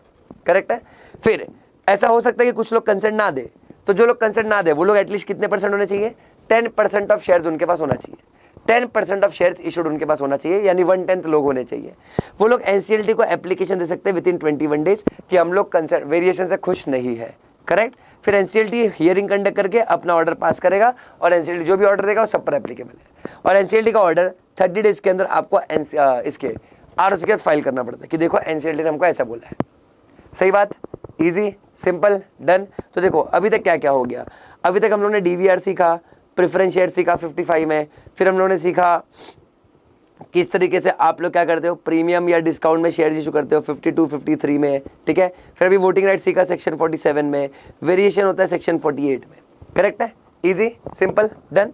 बट अब एक कंसेप्ट जो कि काफ़ी अच्छा कंसेप्ट है और एग्जाम पॉइंट ऑफ व्यू भी इंपॉर्टेंट है, जिसको हम लोग प्यार से बुलाते हैं issue of sweat equity shares. Issue of what? Sweat equity shares. ध्यान देना, जब भी कोई तुमसे स्वेट इक्विटी शेयर्स पूछे उसके ऊपर तुम फेंक के मारना सेक्शन 54 और रूल 8, ठीक है। Yes, rule 8 of company share capital and debenture rule 2014। देखो जहां जहां पर मैंने रूल लिखे तुमको याद कर लेना है। अगर याद कर लिया वेल एंड गुड, नहीं याद किया कोई दिक्कत नहीं, 54 याद रखना, ठीक है। अब स्वेट इक्विटी शेयर्स डिफाइन कहाँ किया गया है? 2 क्लॉज 88। ये तुमको पता होना चाहिए ये स्वेट इक्विटी शेयर्स का कंसेप्ट क्या है। क्या है कंसेप्ट? कि अगर एम्प्लॉय मेहनत करता है, कंपनी को वैल्यू एडिशन ला के देता है, इंटेलेक्चुअल प्रॉपर्टी राइट्स ला के देता है, या फिर कोई नो हाउ नॉलेज प्रोवाइड करता है, एडवाइस देता है, जिससे कंपनी का बहुत ज़्यादा मुनाफा यानी प्रॉफिट हो जाता है, so in that case what company can do? Company can issue sweat equity shares, right. तो देखो वही लिखा है, sweat equity shares means equity shares जो कि कंपनी किसको दे रही है? डायरेक्टर्स या एम्प्लॉइज को। क्यों दे रही है? At a discount. मैंने बताया था 53 में भी बताया था कि कंपनी 54 में डिस्काउंट में शेयर इशू कर सकता है, ठीक है। तो एट ए डिस्काउंट और for consideration other than cash. क्यों? क्योंकि एम्प्लॉय ने क्या किया आपके लिए, डायरेक्टर ने क्या किया आपके लिए? नो हाउ ला के दिया है। नो हाउ मतलब कोई टेक्निकल नॉलेज दिया है, एडवाइस दिया है, टेक्निकल नॉलेज और एडवाइस। फिर making available rights in the nature of IPR that is intellectual property rights, या फिर वैल्यू एडिशंस मतलब कोई नए क्लाइंट्स ला के दिए जिससे बहुत सारा इनकम आने वाला है, कुछ तो वैल्यू ऐड किया आपकी कंपनी में। करेक्ट है। बट अब सवाल उठता है यहाँ पर एम्प्लॉय कौन है? तो याद रखना, मतलब एम्प्लॉय कौन है मतलब किन एम्प्लॉयज को कंपनी स्वेट इक्विटी शेयर्स दे सकता है, ठीक है। तो वो भाई साहब कौन होना चाहिए? Permanent employee of the company, है ना, जो चाहे इंडिया में काम करे या आउटसाइड इंडिया फर्क नहीं पड़ता, लेकिन कंपनी के पेरोल पे होना चाहिए, कंपनी का परमानेंट एम्प्लॉय होना चाहिए, ठीक है। फिर a director of the company, चाहे वो होल टाइम डायरेक्टर हो या ना हो, इससे फर्क नहीं पड़ता। या फिर एम्प्लॉय और director of subsidiary in India और आउटसाइड इंडिया और ऑफ अ होल्डिंग कंपनी, यानी एक कंपनी खुद के एम्प्लॉय डायरेक्टर को भी स्वेट इक्विटी दे सकता है, होल्डिंग कंपनी के भी एम्प्लॉय डायरेक्टर को स्वेट इक्विटी शेयर्स दे सकता है ना, और सब्सिडरी कंपनी के भी एम्प्लॉय डायरेक्टर को स्वेट इक्विटी शेयर्स दे सकता है। क्लियर है, इजी। लेकिन भाई स्वेट इक्विटी शेयर इशू करना तो ऐसे ही थोड़ी इशू हो जाएगा, कंडीशंस है, और कंडीशंस में से ही क्वेश्चन बनते हैं हर बार, ठीक है। अच्छा कंडीशंस क्या है? तो सबसे पहले तो आपको पास करना है स्पेशल रेजोल्यूशन। अच्छा, अगर स्पेशल रेजोल्यूशन पास करो मतलब आप स्पेशल बिजनेस डिस्कस कर रहे हो, और जब भी कंपनी में स्पेशल बिजनेस डिस्कस होता है तो जो नोटिस जाती है उसके लिए कि जनरल मीटिंग में ये डिस्कस होने वाला है, उस नोटिस में हम अटैच करते हैं एक्सप्लेनेटरी स्टेटमेंट, ठीक है। तो एक्सप्लेनेटरी स्टेटमेंट भी अटैच होना चाहिए, ठीक है। फिर ये जो स्पेशल रेजोल्यूशन पास किया ये 12 मंथ्स तक वैलिड रहेगा, मतलब एक बार कंपनी ने एसआर पास कर दिया तो एसआर पास करने के 12 मंथ्स के अंदर आप लोग अपना स्वेट इक्विटी शेयर्स इशू कर दो। अगर आप नहीं इशू करते तो 12 मंथ्स के बाद आपको फ्रेश स्पेशल रेजोल्यूशन पास करना पड़ेगा। ठीक है, फिर लिमिट्स, कंपनी कितना स्वेट इक्विटी शेयर दे सकता है। माना कि तुम्हारे एम्प्लॉय ने बहुत अच्छा काम किया है, इसका ये मतलब नहीं कि तुम कंपनी एम्प्लॉय के नाम पे कर दोगे, बोलना मत, आखिर में वो एम्प्लॉय है। ठीक है, तो आप कितना दे सकते हो उसको, 15% of existing paid up equity capital और ₹5 crore whichever is higher. ठीक है, and 25% of paid up equity capital of the company at any time. ये मैं तुमको हर बार बताता हूँ किसी एक ईयर में किसी एक पर्टिकुलर साल में आप कितना दे सकते हो। आप दे सकते हो 15% ऑफ पेड अप कैपिटल और comparative 5 crore whichever is higher. और एट एनी टाइम कितना दे सकते हो, 25%। एट एनी टाइम मतलब आप लोग कभी भी कंपनी का बैलेंस शीट उठा के देख लो, वहां पर अगर स्वेट इक्विटी शेयर्स है तो वो स्वेट इक्विटी शेयर्स कंपनी के पेड अप इक्विटी कैपिटल के 25% से ज्यादा नहीं होना चाहिए। और एक साल में कितना हो सकता है, 15%। जैसे एग्जांपल के तौर पर अगर 100 करोड़ रुपए का इक्विटी शेयर कैपिटल है, ठीक है, तो कंपनी इसका 25% यानी 25 करोड़ तक स्वेट इक्विटी शेयर दे सकता है। ठीक है, बट ये एक साल में नहीं इशू कर सकता, बिकॉज एक साल का लिमिट कितना लग जाता है, 15% और 5 crore whichever is higher. समझ रहा है। अच्छा, कभी कभी क्या होता है, एक साल का जो 15% या 5 करोड़ जो तुम निकालोगे, अगर तुमने उतना स्वेट इक्विटी शेयर इशू कर दिया तो कंपनी का 25% का लिमिट ब्रीच कर सकता है। मैं तुमको क्लास में न्यूमेरिकल लेके समझाता हूँ। ठीक है, अभी अपने पास उतना टाइम नहीं है, बट समझो, अगर कभी कभी क्या होता है 15% या 5 करोड़ जो भी हायर आ रहा है, अगर आप उतना इशू कर दो और क्या पता आपने पहले से स्वेट इक्विटी इशू कर रखा है, तो सब मिलाकर 25% के ऊपर चला जाए तो वो भी नहीं अलाउड है। समझ रहा है मैं क्या बोल रहा हूँ। ठीक है, फिर देखो लिखा है इधर पे, अगर आपकी कंपनी स्टार्टअप प्राइवेट कंपनी, याद रखना ये स्टार्टअप प्राइवेट कंपनी है। एक बार एग्जाम में क्वेश्चन आया था, गलत था उसका आंसर, इसके लिए इंस्टीट्यूट ने उसको दो आंसर दिया था, उसका सजेस्टेड आंसर में 2 आंसर दिया था। ठीक है, तो startup private company startup private company ही होगी। अगर एग्जाम में ए लिमिटेड, बी लिमिटेड, ऐसा लिमिटेड वर्ड लिखा है वो पब्लिक है, तो प्राइवेट लिमिटेड ढूंढना। ठीक है, प्राइवेट लिमिटेड होगा तो ही वो स्टार्टअप कंपनी है। तो स्टार्टअप कंपनी को 50%, कितना, 50% तक का अलाउ किया है ना। ये जो एग्रीगेट लिमिट है 25% का, वो स्टार्टअप के लिए 50% है। मैं फिर बोल रहा हूँ, इंडिविजुअल ईयर की लिमिट, चाहे कोई भी कंपनी हो, स्टार्टअप हो या स्टार्टअप ना हो, उनके लिए 15% और 5 crore whichever is higher है। लेकिन जो एग्रीगेट लिमिट है, जो कि नॉर्मल कंपनी के लिए 25% होता है, वो स्टार्टअप के लिए 50% हो जाएगा पहले 10 साल के लिए। पहले 10 साल के लिए वो लोग कितना कर सकते हैं, 50% तक, क्योंकि स्टार्टअप के पास वैसे भी पैसा नहीं होता, तो एम्प्लॉय को कैसे इंप्रेस करते हैं, स्वेट इक्विटी शेयर से। क्या करेक्ट। फिर जो स्वेट इक्विटी का प्राइस है वो कौन डिटरमाइन करेगा, रजिस्टर्ड वैल्यू डिटरमाइन करेगा। इसका रजिस्टर फॉर्म SH3 में मेंटेन होता है। ठीक है, अगर लिस्टेड है तो सभी रेगुलेशन भी फॉलो करना पड़ेगा।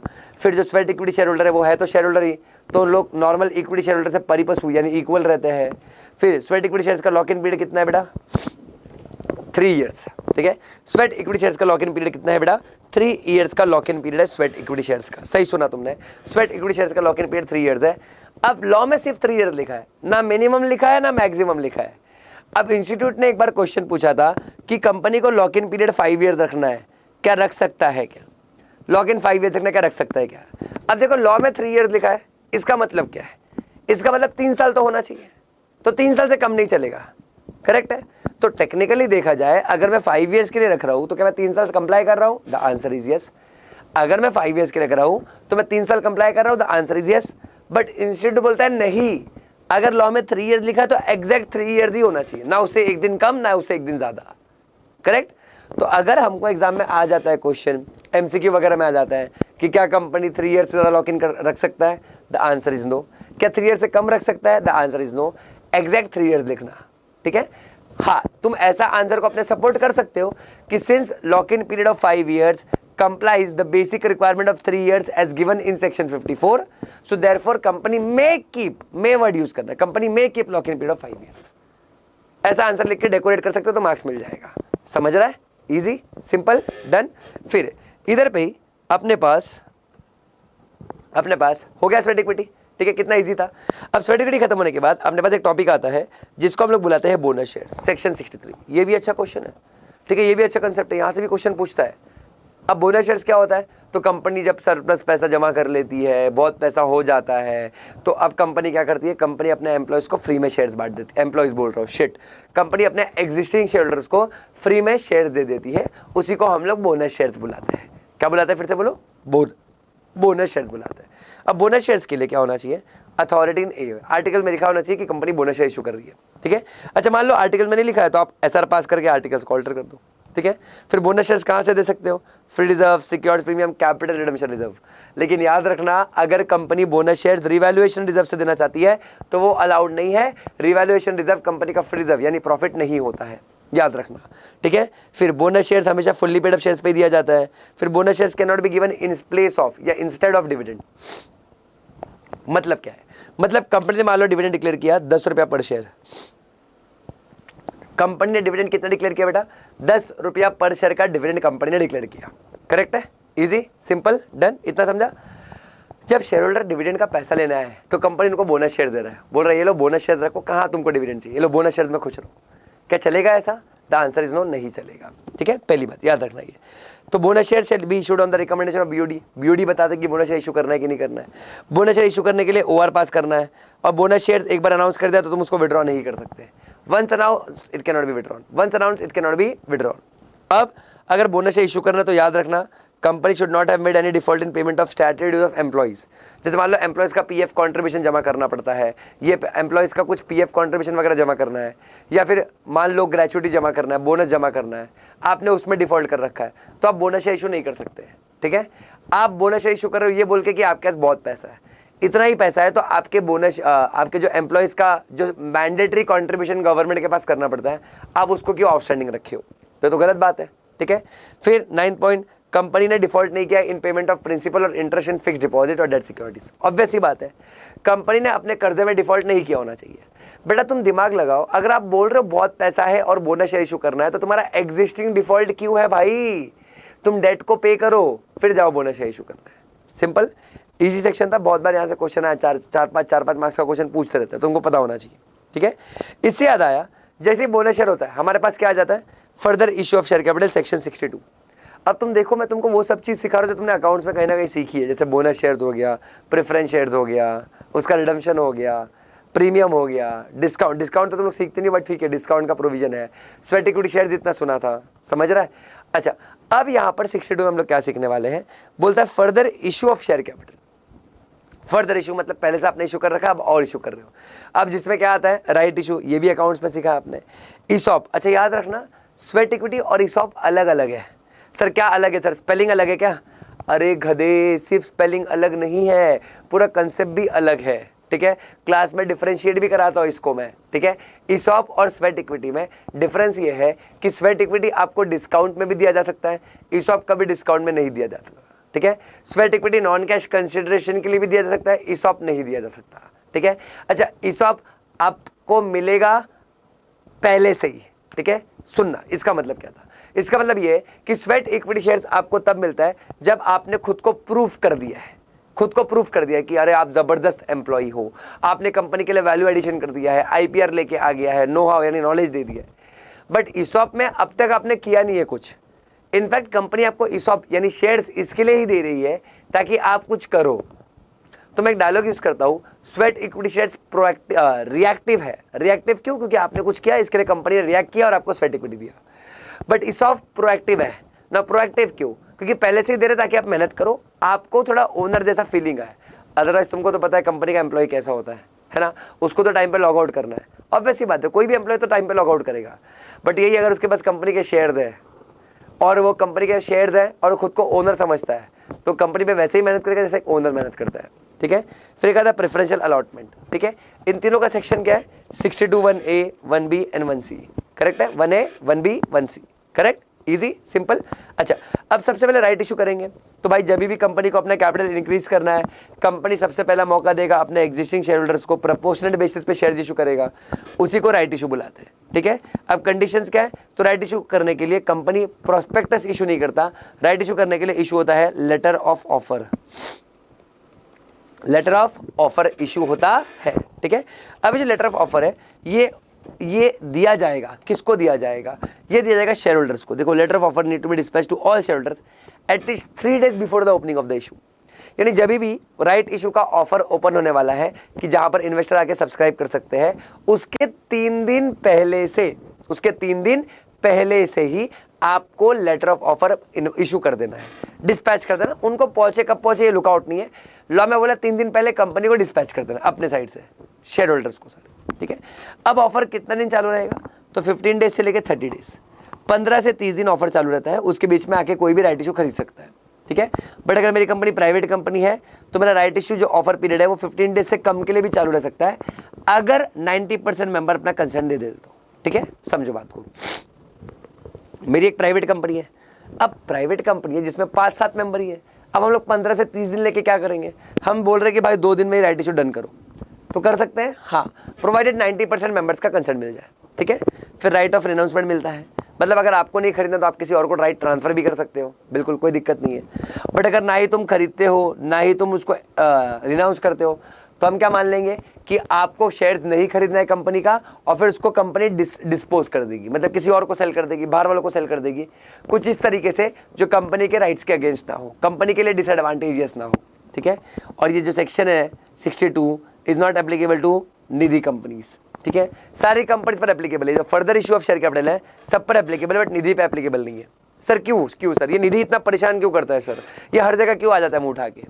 तुम समझो जरा बेटा, निधि कंपनी का तो बिजनेस करने का तरीका यही है कि डेली बेसिस पे कोई ना कोई नया मेंबर बनता रहेगा, क्योंकि जब तक वो लोग मेंबर नहीं बनते तब तक हम लोग उनके साथ डिपॉजिट लेकर उनके साथ लोन नहीं खेल सकते, पता है कि नहीं ये बात, ठीक है। तो इसके लिए हम लोग क्या करेंगे, इसके लिए यहाँ पर बोला क्या गया है, आराम से सुना, इसके लिए यहाँ पर बोला क्या गया है, बोला ये गया है कि निधि कंपनी तो डेली बेसिस पे शेयर इशू कर रहा है, जो भी नया मेंबर आ रहा है उसको शेयर इशू कर रहा है, तो वहाँ पर ये सेक्शन अप्लाई नहीं होता, ठीक है, इजी सिंपल। फिर एक आता है ईसॉप, ठीक है। अच्छा, ईसॉप किसको दिया जाता है, डायरेक्टर्स ऑफिसर्स एम्प्लॉइज को, है ना, किसके, कंपनी के होल्डिंग या सब्सिडरी कंपनी के, करेक्ट है, इजी सिंपल। जहाँ पर उनके पास ऑप्शन है, क्या है option, to purchase or to subscribe shares of the company in future at a pre-determined price। जब आपको ESOP दिया था तभी ही प्राइस फिक्स कर दिया था, लेकिन आपको अभी खरीदने नहीं मिलेगा, आपको फ्यूचर में खरीदने मिलेगा, है ना। स्वेट इक्विटी में ऐसा नहीं होता है। अब ये मैं एक्स्ट्रा चीज़ लिखा रहा हूँ, ये तुम्हारे मॉड्यूल में नहीं है, ना ही तुम्हारे जीकेएससी टेक्स्ट बुक में अलग से दी होगी, बट मैं यहाँ पर अभी रिवीजन करवा रहा हूँ, तो ये भी इसी के साथ करवा देता हूँ। याद रखना कौन से एम्प्लॉयज़ को ESOP मिलेगा, तो भाई permanent employee of the company उसको ESOP मिलता है, फिर डायरेक्टर को ESOP मिलेगा, लेकिन इंडिपेंडेंट डायरेक्टर को ESOP नहीं मिलता, क्योंकि इंडिपेंडेंट डायरेक्टर मेरे कंपनी में 5 ईयर्स तक ही रहता है, उससे ज़्यादा नहीं रहता है, उसके बाद उसको छोड़ना पड़ता है, ठीक है। तो मेरे कंपनी में अगर इंडिपेंडेंट डायरेक्टर है तो वो एम्प्लॉय है ही नहीं, पहली बात, वो तो एक इंडिपेंडेंट प्रोफेशनल है, ठीक है। वो एक पढ़ा लिखा आदमी है जो कंपनी के बोर्ड पे बैठा हुआ है देखने के लिए कि कंपनी बराबर से काम कर रहा है कि नहीं, समझ रहा है, ईजी है, सिंपल, डन, ठीक है। तो इसके लिए लॉ क्या बोलता है, लॉ बोलता है कि तुम सारे डायरेक्टर्स को दे सकते हो बट इंडिपेंडेंट डायरेक्टर्स को देना अलाउड नहीं है, ठीक है। सारे डायरेक्टर्स को देना अलाउड है बट इंडिपेंडेंट डायरेक्टर्स को देना अलाउड नहीं है, समझ रहा है। फिर employee of subsidiary in India और आउटसाइड इंडिया और होल्डिंग कंपनी, ठीक है। एम्प्लॉय को दे सकते हो सब्सिडरी कंपनी के, है ना, डायरेक्टर को दे सकते हो, ठीक है। Employee of subsidiary company in India और आउटसाइड इंडिया, इनफैक्ट एम्प्लॉय और डायरेक्टर लिखना, एम्प्लॉय और director excluding independent director, excluding independent director of holding company और सब्सिडरी। इसका मतलब क्या है, देखो मैं मेरे कंपनी के एम्प्लॉइज डायरेक्टर्स को दे सकता हूँ, मैं मेरे होल्डिंग कंपनी के भी एम्प्लॉय डायरेक्टर्स को दे सकता हूँ, सब्सिडरी कंपनी के भी एम्प्लॉय डायरेक्टर को दे सकता हूँ, बट याद रखना इंडिपेंडेंट डायरेक्टर्स को नहीं दे सकते, ठीक है। फिर एम्प्लॉइज डज नॉट इंक्लूड, अच्छा ये भी एक इंटरेस्टिंग पॉइंट है, एम्प्लॉइज डज नॉट इंक्लूड मतलब ये जो 2 पॉइंट है, ये लोग एम्प्लॉय नहीं माने जाते, मतलब ये लोग ESOP नहीं लेंगे क्या, कंपनी दे ही नहीं सकती, ये लोग का एम्प्लॉय नहीं माना गया लॉ में, ठीक है। कौन है वो, तो एनी एम्प्लॉय जो प्रमोटर भी है। अब बच्चे एक बात समझो, ESOP दिया जाता है आपको मोटिवेट करने के लिए कि आप अच्छा काम करो, इसके लिए आपको ESOP दिया जाता है। अब आप ऐसे एम्प्लॉय जो कंपनी का प्रमोटर है, तो उसको क्या मोटिवेट करना, भाई वो प्रमोटर है, उसके पास कंपनी का मेजॉरिटी होल्डिंग है, अगर उसको मोटिवेट करना पड़ रहा है तो बाकी लोग को घर पे जाना पड़ेगा बेटा। तो इसके लिए प्रमोटर अगर आप हो तो आपको ESOP नहीं मिलता, एम्प्लॉय के साथ प्रमोटर तो भी ESOP नहीं मिलेगा। या फिर आप डायरेक्टर हो जो कि खुद से या रिलेटिव्स के थ्रू 10% या उससे ज़्यादा होल्ड कर रहे हो, अच्छा अगर 10% या उससे ज़्यादा होल्ड कर रहे हो तो डोंट यू थिंक आपके पास इनफ मोटिवेशन है, आपको और मोटिवेट करने की ज़रूरत नहीं है, करेक्ट। बट यही 2 पॉइंट किस पर एप्लीकेबल नहीं होता, स्टार्टअप कंपनी पर, अप टू 10 ईयर्स, मतलब एक स्टार्टअप कंपनी 10 साल तक एक स्टार्टअप कंपनी 10 साल तक अपने प्रमोटर को भी ईसॉप दे सकता है और उन डायरेक्टर्स को भी ईसॉप दे सकता है जिनके पास 10% से ज्यादा होल्डिंग है ना। कितने साल तक बोला? 10 साल तक। क्लियर है? इजी एग्जाम्पशन देके रखा है क्योंकि स्टार्टअप के पास पैसा होता नहीं तो इंप्रेस कैसे करेगा, समझ रहा है? तो ये अलग है थोड़ा एम्प्लॉय का डेफिनेशन। इस स्वेट इक्विटी में ऐसा नहीं था। स्वेट इक्विटी में क्या था? सबको दे सकते हो आप, जो भी एम्प्लॉय डायरेक्टर है, ठीक है। यहाँ पर इंडिपेंडेंट डायरेक्टर को नहीं दे सकते, फिर ऐसा एम्प्लॉय जो प्रमोटर है उसको भी नहीं दे सकते, फिर ऐसा डायरेक्टर जिनके पास 10% है, अच्छा डायरेक्टर के पास 10% है उससे ज्यादा है, कोई नॉर्मल एम्प्लॉय है जिसके पास 10% है उससे ज्यादा उसको मिल सकता है, डायरेक्टर के पास 10% है उससे ज्यादा तो नहीं मिलेगा। करेक्ट? Easy, simple, done. और इसी के अंदर 62(1)(c) में आता है प्रेफरेंशियल अलॉटमेंट। कुछ नहीं होता। प्रेफरेंशियल अलॉटमेंट में क्या होता है? Company selected group of person को बुलाकर शेयर्स इशू करता है। Preferential issue is nothing but private placement. Private placement में क्या होता है? हम कुछ इन्वेस्टर्स को बुला के उनको शेयर्स प्राइवेटली देते हैं, वही प्रेफरेंशियल इशू है। प्रेफरेंशियल इशू उसी को बोलते हैं प्रेफरेंशियल अलॉटमेंट। मतलब प्रेफरेंशियल अलॉटमेंट बोलता है कि कुछ लोगों को बुलाकर शेयर्स इशू करो, डिबेंचर इशू करो, वो प्रेफरेंशियल अलॉटमेंट है। करेक्ट? लेकिन वो करना कैसे, उसका प्रोसीजर प्राइवेट प्लेसमेंट है।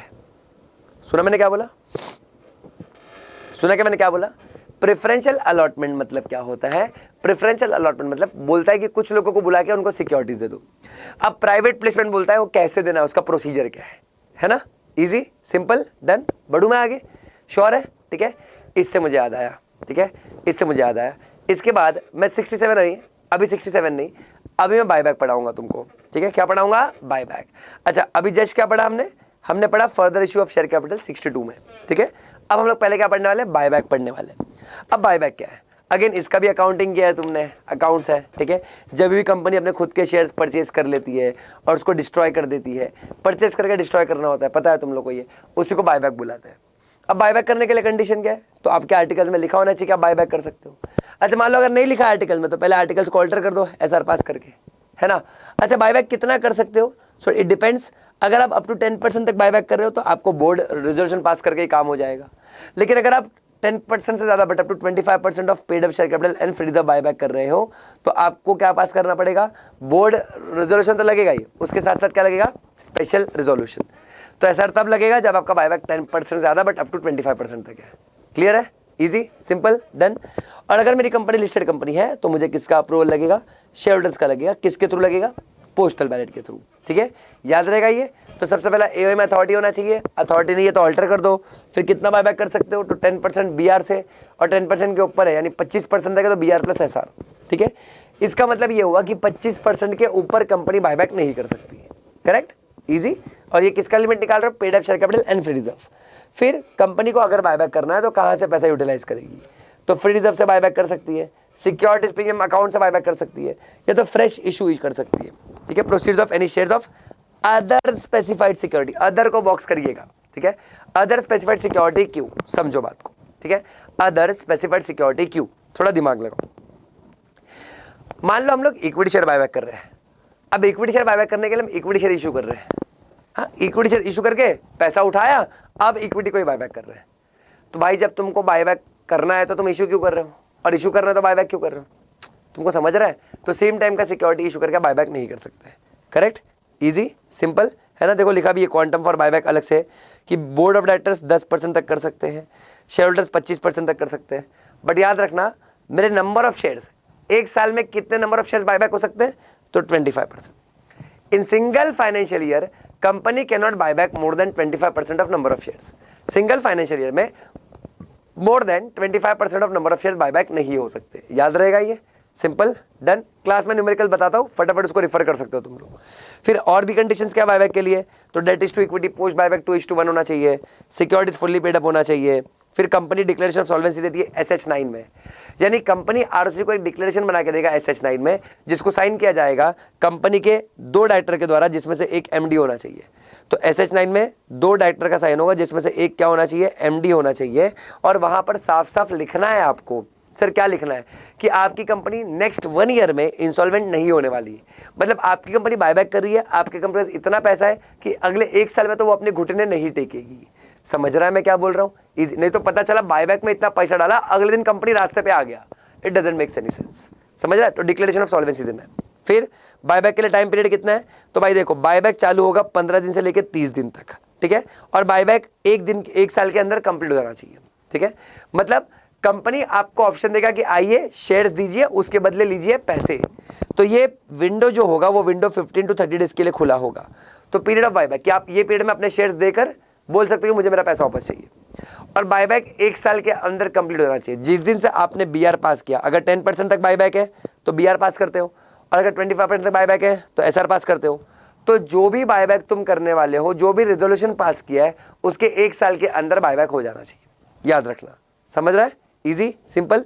फिर देखो लिखा है where all the members of a company agree the offer for buyback can remain open for less than 15 days.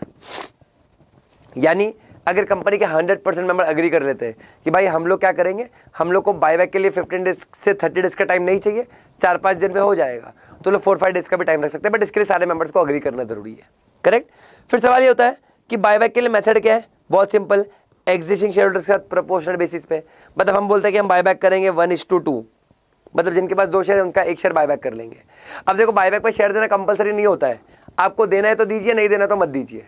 But companies क्या करती है, कंपनी बायबैक का प्राइस इतना हॉट रखती है कि कोई उसको अवॉइड ही नहीं कर पाएगा, सब लोग को उसके पास जाना ही पड़ेगा बायबैक के लिए, है ना। मतलब मैं तुमको बताता हूँ, देखो अभी टीसीएस ने ना क्या किया था थोड़े साल पहले। टीसीएस का ना मार्केट प्राइस चल रहा था 3900। टीसीएस, टाटा कंसल्टेंसी सर्विसेज, उनका प्राइस चल रहा था 3900। उन्होंने बायबैक ठोका 4500 में, मतलब 600 रुपया ऊपर, मार्केट प्राइस के 600 रुपया ऊपर बायबैक कर रहे हो आप। तो मुझे आंसर करिए, कौन सा इन्वेस्टर नहीं जाएगा बायबैक के लिए? 600 रुपया प्लस, देखो रिटर्न कितना इसमें, 600 रुपया प्लस, इमीडिएटली पैसा बन जाएगा। ठीक है, तो सब लोग बेच देते हैं, है ना। मतलब ये केस में तो ऐसा हुआ था कि इंडिया की हिस्ट्री में पहली बार ऐसा हुआ था कि कोई बायबैक भी ओवर सब्सक्राइब हुआ रहेगा, है ना। तो बायबैक में शेयर देना कंपलसरी नहीं है, आपको देना है तो दीजिए, ठीक है। या फिर ओपन मार्केट, यूजुअली कंपनी यही फॉलो करती है। ओपन मार्केट मतलब स्टॉक मार्केट पे चली जाएगी, लिस्टेड कंपनीज खास करके स्टॉक मार्केट पे चली जाएगी और बोलेगी भाई देखो अब हम बायर है, तुम सेलर हो, हमको बेचो, हमको दो, हम अपना शेयर वापस ले रहे हैं, ठीक है। या फिर एम्प्लॉयज को दिया जाता है स्वेट इक्विटी आईसॉप के फॉर्म में, उनसे अगर शेयर वापस ले लो उसको भी बायबैक बोलते हैं, ठीक है।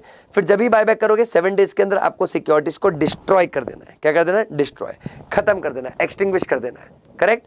फिर prohibition on further issue, law क्या बोलता है? लॉ बोलता है, ठीक है, लॉ बोलता है, ठीक है, कि एक बार आपने बायबैक कर लिया तो अगले 6 महीने तक सेम सिक्योरिटी इशू नहीं कर सकते। सुन रहे हो क्या? एक बार आपने बायबैक कर लिया तो अगले 6 मंथ तक सेम सिक्योरिटी इशू नहीं कर सकते, क्योंकि अगर इशू करना ही था तुमको तो बायबैक क्यों कर रहे हो, है ना। तो मान लो एक्स डे पर बायबैक किया तो x + 6 मंथ तक कुछ नहीं कर सकते। इसको हम लोग कुछ नहीं, मतलब सेम टाइप का सिक्योरिटी इशू नहीं कर सकते। सेम टाइप बोल रहा हूँ मैं, सेम टाइप, अलग कर सकते हो, सेम नहीं।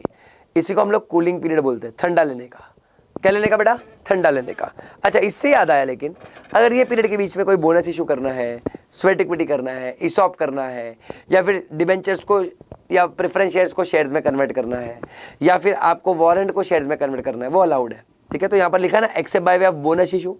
इसके अलावा ईसॉप भी है, इसके अलावा स्वेट इक्विटी भी है, इसके अलावा conversion of debentures into equity, या conversion preference shares into equity, या conversion of warrant into shares, वो सब अलाउड है।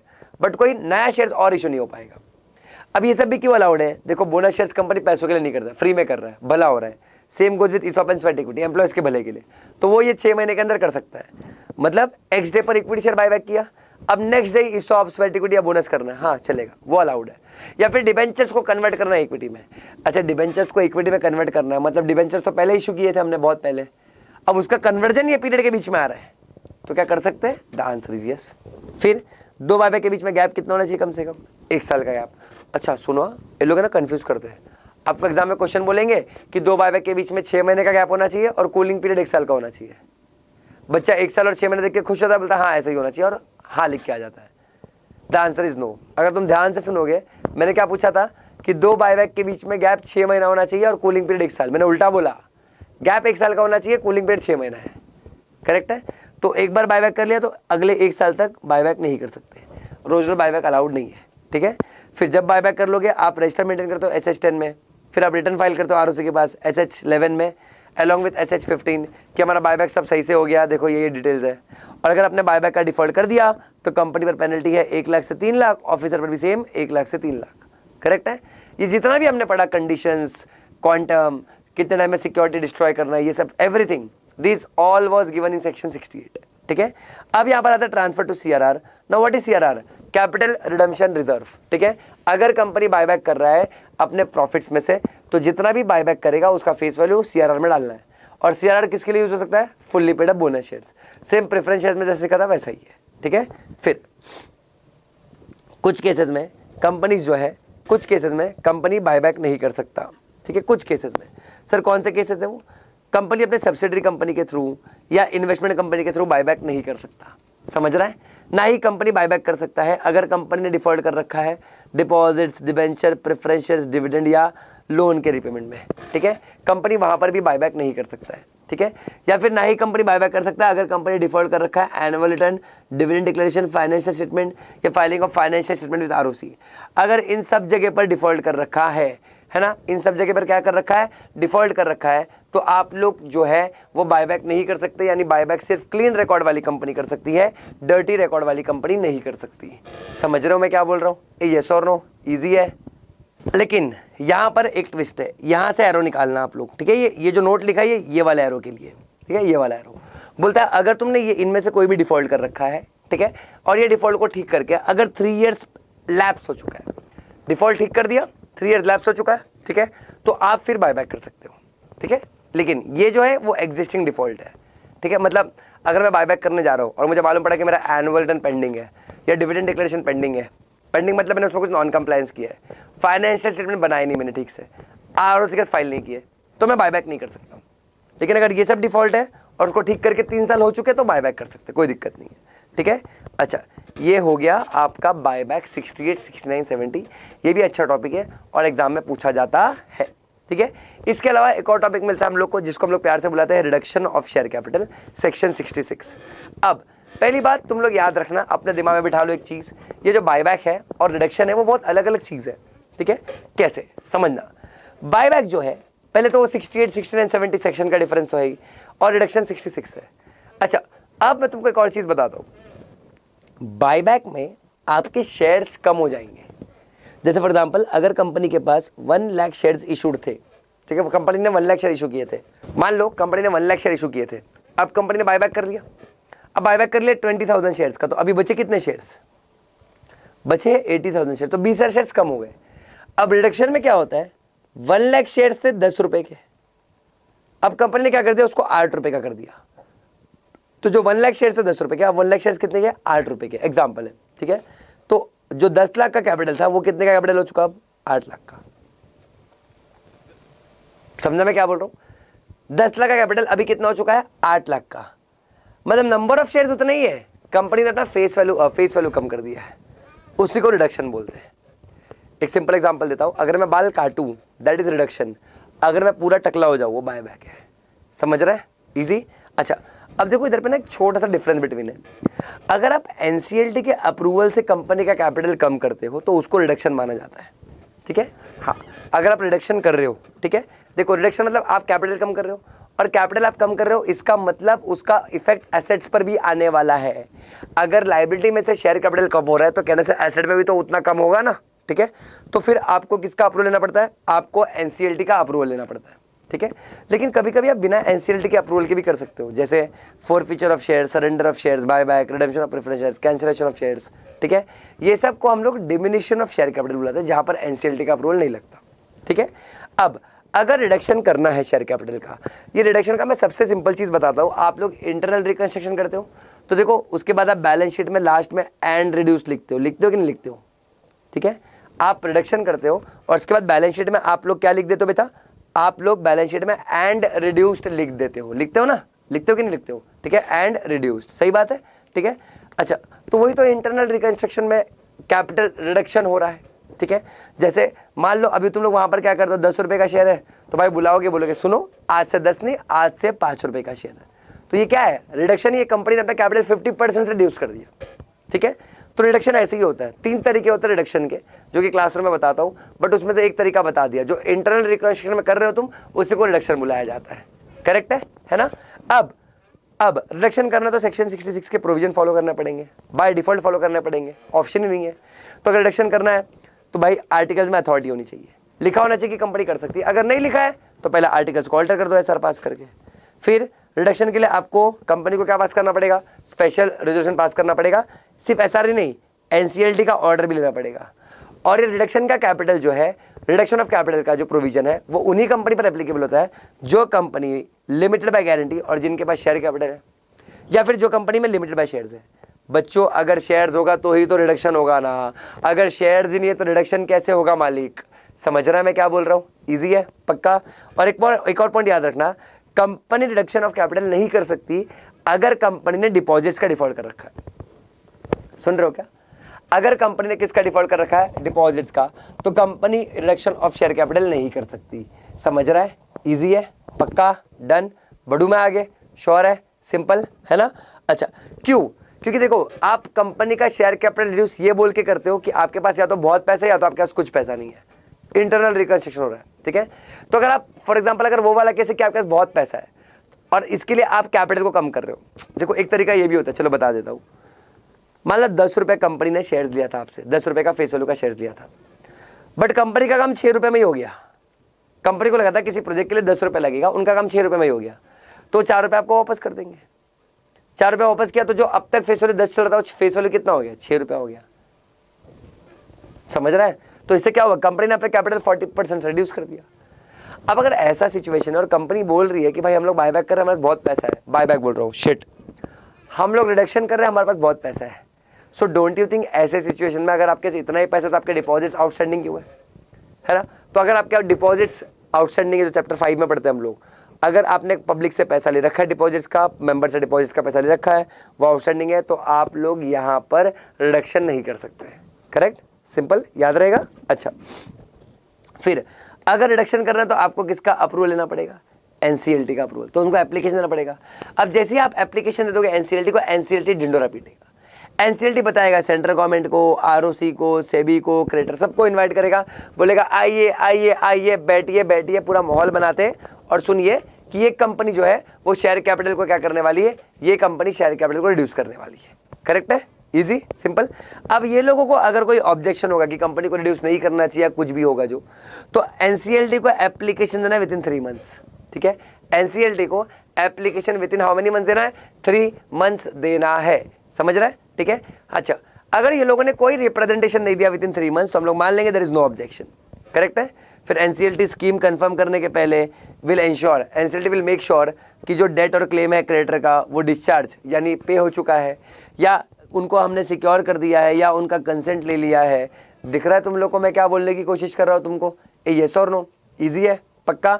इतना ही नहीं, एनसीएलटी तब तक रिडक्शन कंफर्म नहीं करेगा जब तक कंपनी का ऑडिटर, कंपनी का जो स्टैट्यूटरी ऑडिटर है, जब तक कंपनी का स्टैट्यूटरी ऑडिटर डिक्लेरेशन ना दे दे कि कंपनी ने जो रिडक्शन किया है वो अकाउंटिंग स्टैंडर्ड के हिसाब से हुआ है, जो एंट्रीज है, जो ट्रीटमेंट, अकाउंटिंग ट्रीटमेंट वो एएस के हिसाब से हुआ है, तब तक हम रिडक्शन नहीं करेंगे, तब तक हम रिडक्शन अलाउ नहीं करेंगे। समझ रहा है मैं क्या बोलने की कोशिश कर रहा हूँ तुमको यहाँ पर? इजी है पक्का, डन, श्योर। ठीक है? फिर एनसीएलटी का कंफर्मेशन पब्लिश भी किया जाएगा। कैसे? तो एनसीएलटी बोलेगा कैसे पब्लिश करना है, कौन से न्यूज़पेपर, कौन से वेबसाइट पर डालना है। ठीक है? और फिर जो एनसीएलटी का कंफर्मेशन ऑर्डर है वो हम किसके पास फाइल करेंगे? आरओसी के पास 30 डेज के अंदर। ठीक है? और जो हम आरओसी को बताएंगे उसमें क्या क्या लिखेंगे, कितना अमाउंट ऑफ शेयर कैपिटल है, कितना नंबर ऑफ शेयर्स है, हर एक शेयर का फेस वैल्यू क्या है, हर एक शेयर का पेड अप शेयर कैपिटल कितना है, वो पूरा बताना पड़ेगा प्री पोस्ट दोनों, कि रिडक्शन के पहले क्या था, रिडक्शन के बाद क्या। फिर ये सब जब आरओसी को मिल जाएगा, एनसीएलटी का ऑर्डर हमने आरओसी को दे दिया, उसको बता भी दिया कि हमारा शेयर्स का पोजीशन अभी क्या है, सब कुछ आरओसी के साथ मिल जाएगा, तो आरओसी आपको क्या करेगा? आरओसी अपना कंफर्मेशन दे देगा, रजिस्टर कर देगा रिडक्शन ऑफ शेयर कैपिटल, और फिर वो सर्टिफिकेट जो मिलेगा मुझे कि शेयर कैपिटल रिड्यूस हो चुका है, वो कंक्लूसिव एविडेंस बन जाएगा। ना मैंने से कंक्लूसिव एविडेंस, इसका मतलब ये एविडेंस हो गया कि हाँ कंपनी ने रिडक्शन ऑफ शेयर कैपिटल बराबर से किया है। समझ रहा है? इजी है पक्का, डन, श्योर। और अगर इस पूरे रिडक्शन के प्रोसेस में कोई भी ऑफिसर या कंपनी डिफॉल्ट करता है तो सेक्शन कौन सा वेट कर रहा है? 447। कंपनी का कोई भी ऑफिसर अगर डिफॉल्ट कर रहा है इस पूरे रिडक्शन के टॉपिक में तो सेक्शन कौन सा लगने वाला है? 447 लगने वाला है। क्लियर है मैं क्या बोल रहा हूं तुम लोगों को? इजी है पक्का, डन, श्योर।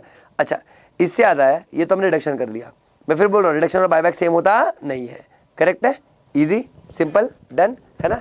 सी बायबैक करने का एक ही रीजन है, कंपनी के पास बहुत पैसा है।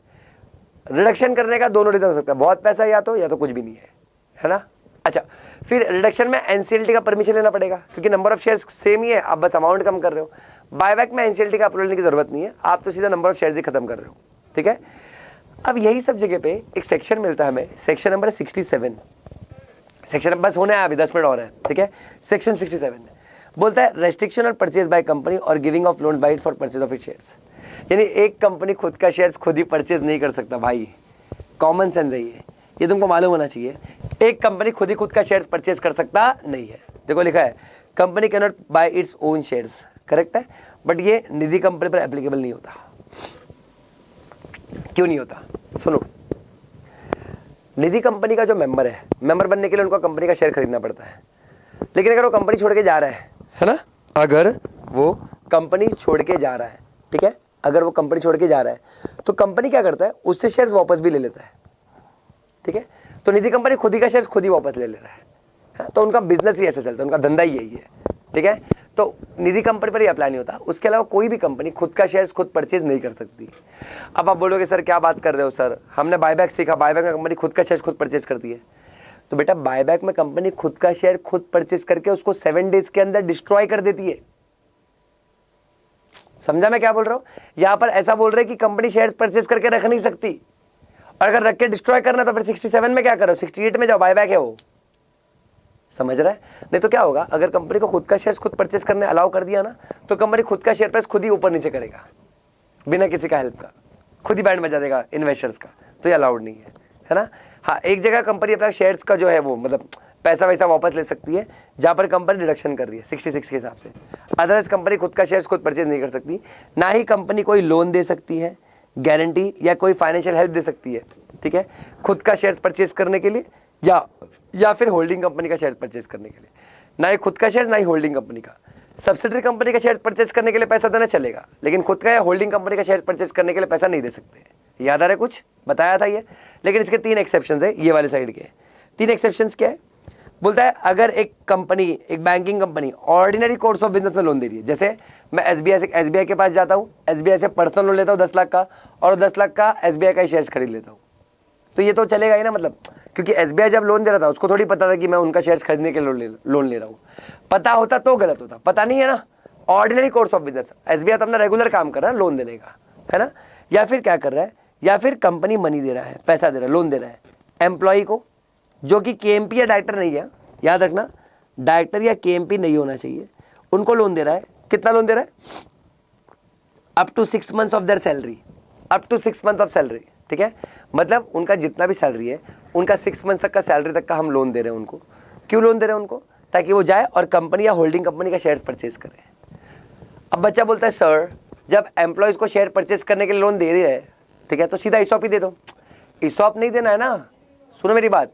ईसॉप कंपनी चाहता है कि एम्प्लॉय खुद से शेयर्स खरीदे, है ना। कंपनी ने एम्प्लॉय को बोला भाई तू हमारे शेयर्स क्यों नहीं खरीदा, इतने अच्छे शेयर तो परफॉर्म कर रहे हैं। तो एम्प्लॉय बोलता है भाई पैसा नहीं है, जितना तुम सैलरी देते हो ना राशन में ही खत्म हो जाता है घर के।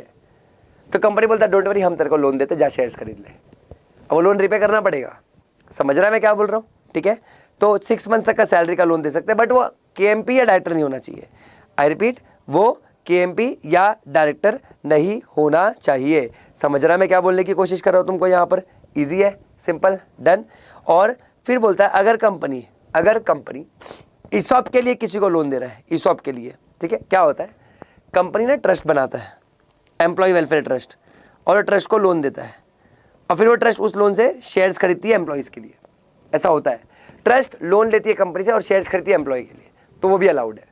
तो एक बैंकिंग कंपनी अगर नॉर्मल कोर्स ऑफ बिजनेस में लोन दे रहा है, या फिर एक कंपनी डायरेक्टर या केएमपी को छोड़ के किसी दूसरे एम्प्लॉय को 6 मंथ तक का सैलरी का लोन दे रही है, खुद का या होल्डिंग कंपनी का शेयर परचेज करने के लिए, या फिर ईसॉप के लिए लोन दिया जा रहा है, ठीक है, ईसॉप के लिए क्या दिया जा रहा है, लोन, वो ट्रस्ट को लोन दे रहा है ईसॉप का स्कीम के लिए, वो अलाउड है, अदरवाइज कुछ अलाउड नहीं है। फिर बोलते हैं पूरा का पूरा 67 किस पर एप्लीकेबल नहीं होता, तो वो प्राइवेट या आईएफएससी कंपनी जिसमें कोई दूसरे बॉडी कॉर्पोरेट ने इन्वेस्ट नहीं किया है। इसका मतलब all investors are individual, all investors are individual, सारे के सारे इंडिविजुअल इन्वेस्टर्स हैं। फिर हमारा बोरिंग्स भी लिमिट के अंदर है। लिमिट क्या है? 2 times of paid up share capital और 50 crore rupees which ever is lower.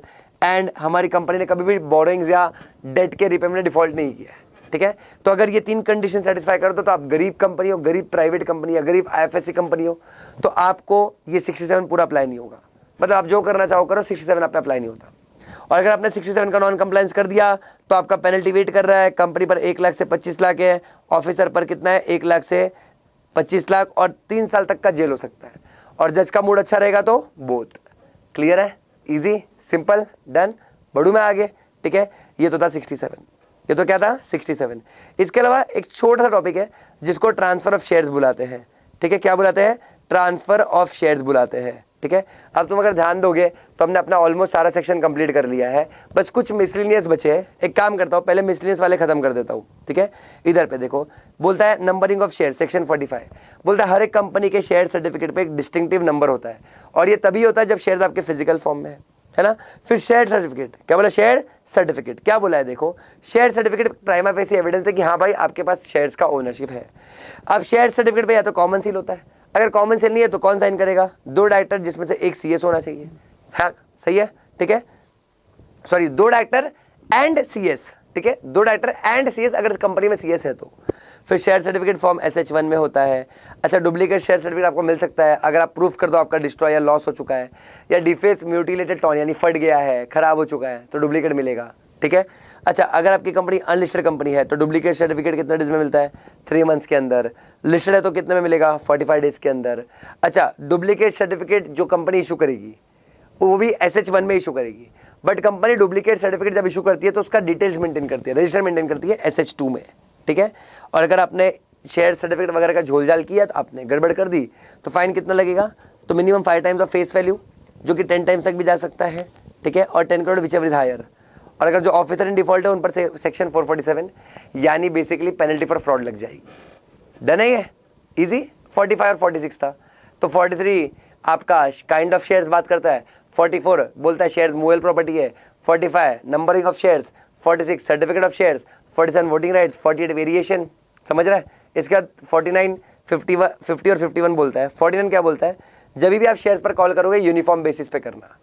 मतलब आपने इश्यू ऑफ शेयर्स का कितना सारा सम सॉल्व किया बचपन में फाउंडेशन वगैरह में? कभी ऐसा किया है क्या कि कुछ शेयर होल्डर से 2 रुपये मंगा रहे हैं, कुछ से 5 रुपये मंगा रहे हैं, कुछ से 6 रुपये मंगा रहे हैं, ऐसा होता है कभी? नहीं। तो जब भी शेयर्स पर कॉल होगा वो यूनिफॉर्म बेसिस पे होगा, करेक्ट है। फिर बोला गया है कि company can accept calls in advance. बिल्कुल, अगर एओ में लिखा है तो company calls in advance accept कर सकता है और उस पर इंटरेस्ट भी पे कर सकता है, ठीक है। ये कहाँ लिखा है? सेक्शन 50 में। और 51 बोलता है कंपनी डिविडेंड प्रोपोर्शनेट बेसिस पे दे सकता है, ठीक है, अगर आर्टिकल में लिखा है तो। 49, 50, 51 एक एक लाइन के सेक्शन है, टेंशन लेने का जरूरत नहीं है। अब यहाँ पर एक आता है ट्रांसफर ऑफ शेयर्स जो कि सेक्शन 56 टू 58 में होता है ना, 56 टू 58 में होता है। ट्रांसफर ऑफ शेयर्स जब भी तुम देखोगे ना अगर, हाँ जी। अच्छा, बाय द वे ये तो जो मेरे क्लास के रनिंग नोट्स होते हैं जहाँ पर मैं पूरा एक्सप्लेन करके बताता हूँ आपको, ये देखो पूरे नोट्स है। ये कुछ शेयर कैपिटल के 50 पेज के नोट्स बने हैं। हाँ, इधर पे ये ट्रांसफर ट्रांसमिशन मैं यहाँ से बता देता हूँ आपको, ठीक है। और फिर यहाँ पर वही लिखा हुआ है जो मैं आपको बताने वाला हूँ, ठीक है। यहाँ पर वही लिखा है जो मैं आपको बताने वाला हूँ, ठीक है। क्या लिखा है देखो, बोलता है शेयर्स डिबेंचर्स या कोई भी इंटरेस्ट वगैरह है वो मूवेबल प्रॉपर्टी है, मैंने बताया था 44 में। अब शेयर ट्रांसफर कैसे होता है तो ध्यान देना, एक होता है ट्रांसफर, एक होता है ट्रांसफरी। ट्रांसफर क्या होता है तो हमको सिखाया गया, ट्रांसफर मतलब वॉलंटरी कन्वेंस। वॉलंटरी कन्वेंस मतलब आप खुद से ट्रांसफर कर रहे हो rights and duties from one person to another person. मतलब जो इंसान को अब मेंबर नहीं बनना है वो उसको ट्रांसफर कर रहा है, who is desirous of becoming member, ठीक है। अच्छा, अब ट्रांसफर का प्रोसीजर क्या है तो ट्रांसफरर और ट्रांसफरी के बीच में एक फॉर्म साइन होता है जिसको SH4 बोलते हैं और इसका एक और नाम है इंस्ट्रूमेंट ऑफ ट्रांसफर। अब ये जो SH4 है वो डेटेड होना चाहिए, साइंड होना चाहिए, स्टैम्प्ड होना चाहिए, ट्रांसफर का डिटेल्स होना चाहिए, उसमें अटैचमेंट भी होना है, शेयर सर्टिफिकेट और लेटर ऑफ अलॉटमेंट। या तो शेयर सर्टिफिकेट अटैच होगा या तो लेटर ऑफ अलॉटमेंट अटैच होगा। दिमाग लगाइए, मान लो मैं हूँ मिस्टर ए, ठीक है, मान लो मैं अमित, ठीक है, मान लो क्या अमित ही हूँ सालो, ठीक है। अच्छा, अमित क्या कर रहा है? अमित शेयर ट्रांसफर कर रहा है मलाइका को, ठीक है। तो अब मैं क्या करूंगा, अब हम दोनों के बीच में SH4 होगा, डेट होगा, साइन होगा, स्टैंप होगा, सब होगा, डिटेल्स वगैरह सबका होगा, बट उसमें ना मुझे अभी सर्टिफिकेट अटैच करने पड़ेंगे जिसमें मेरा नाम लिखा होगा। फिर कंपनी क्या करेगी, मेरा नाम हटाकर उसमें मलाइका का नाम डाल देगी, तो वही शेयर सर्टिफिकेट अटैच करना पड़ता है। और अगर मेरे पास शेयर सर्टिफिकेट नहीं है तो लेटर ऑफ अलॉटमेंट अटैच करना पड़ेगा, ठीक है। तो ये जो SH4 है वो SH4 फॉर्म आपको 60 डेज के अंदर किसके पास सबमिट करना है? 60 डेज के बाद, 60 डेज के अंदर कंपनी के पास सबमिट करना है, करेक्ट है। लेकिन अगर कोई मुझसे पूछेगा कि SH4 कौन सबमिट करता है, ट्रांसफरर या ट्रांसफरी, तो मेरा जवाब आएगा या तो ट्रांसफरी या तो ट्रांसफरी, दोनों में से कोई भी कर सकता है।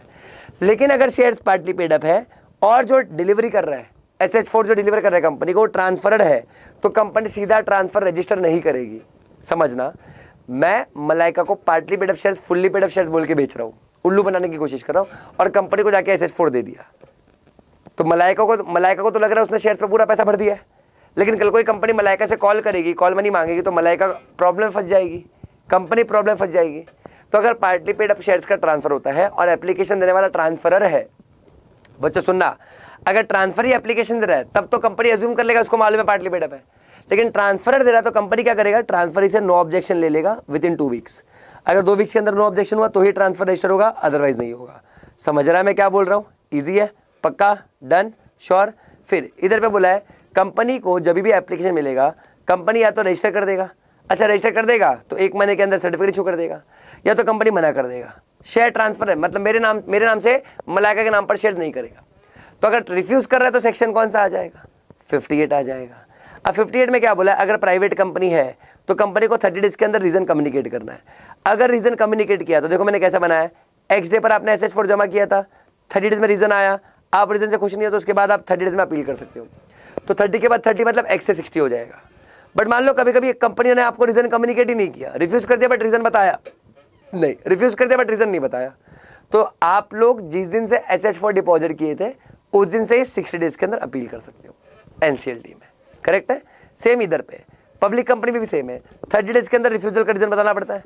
अगर 30 डेज में रीजन रिफ्यूज कम्युनिकेट कर दिया तो भाई उसके बाद 60 डेज में अपील कर सकते हो, यानी फिर X+90 हो जाएगा।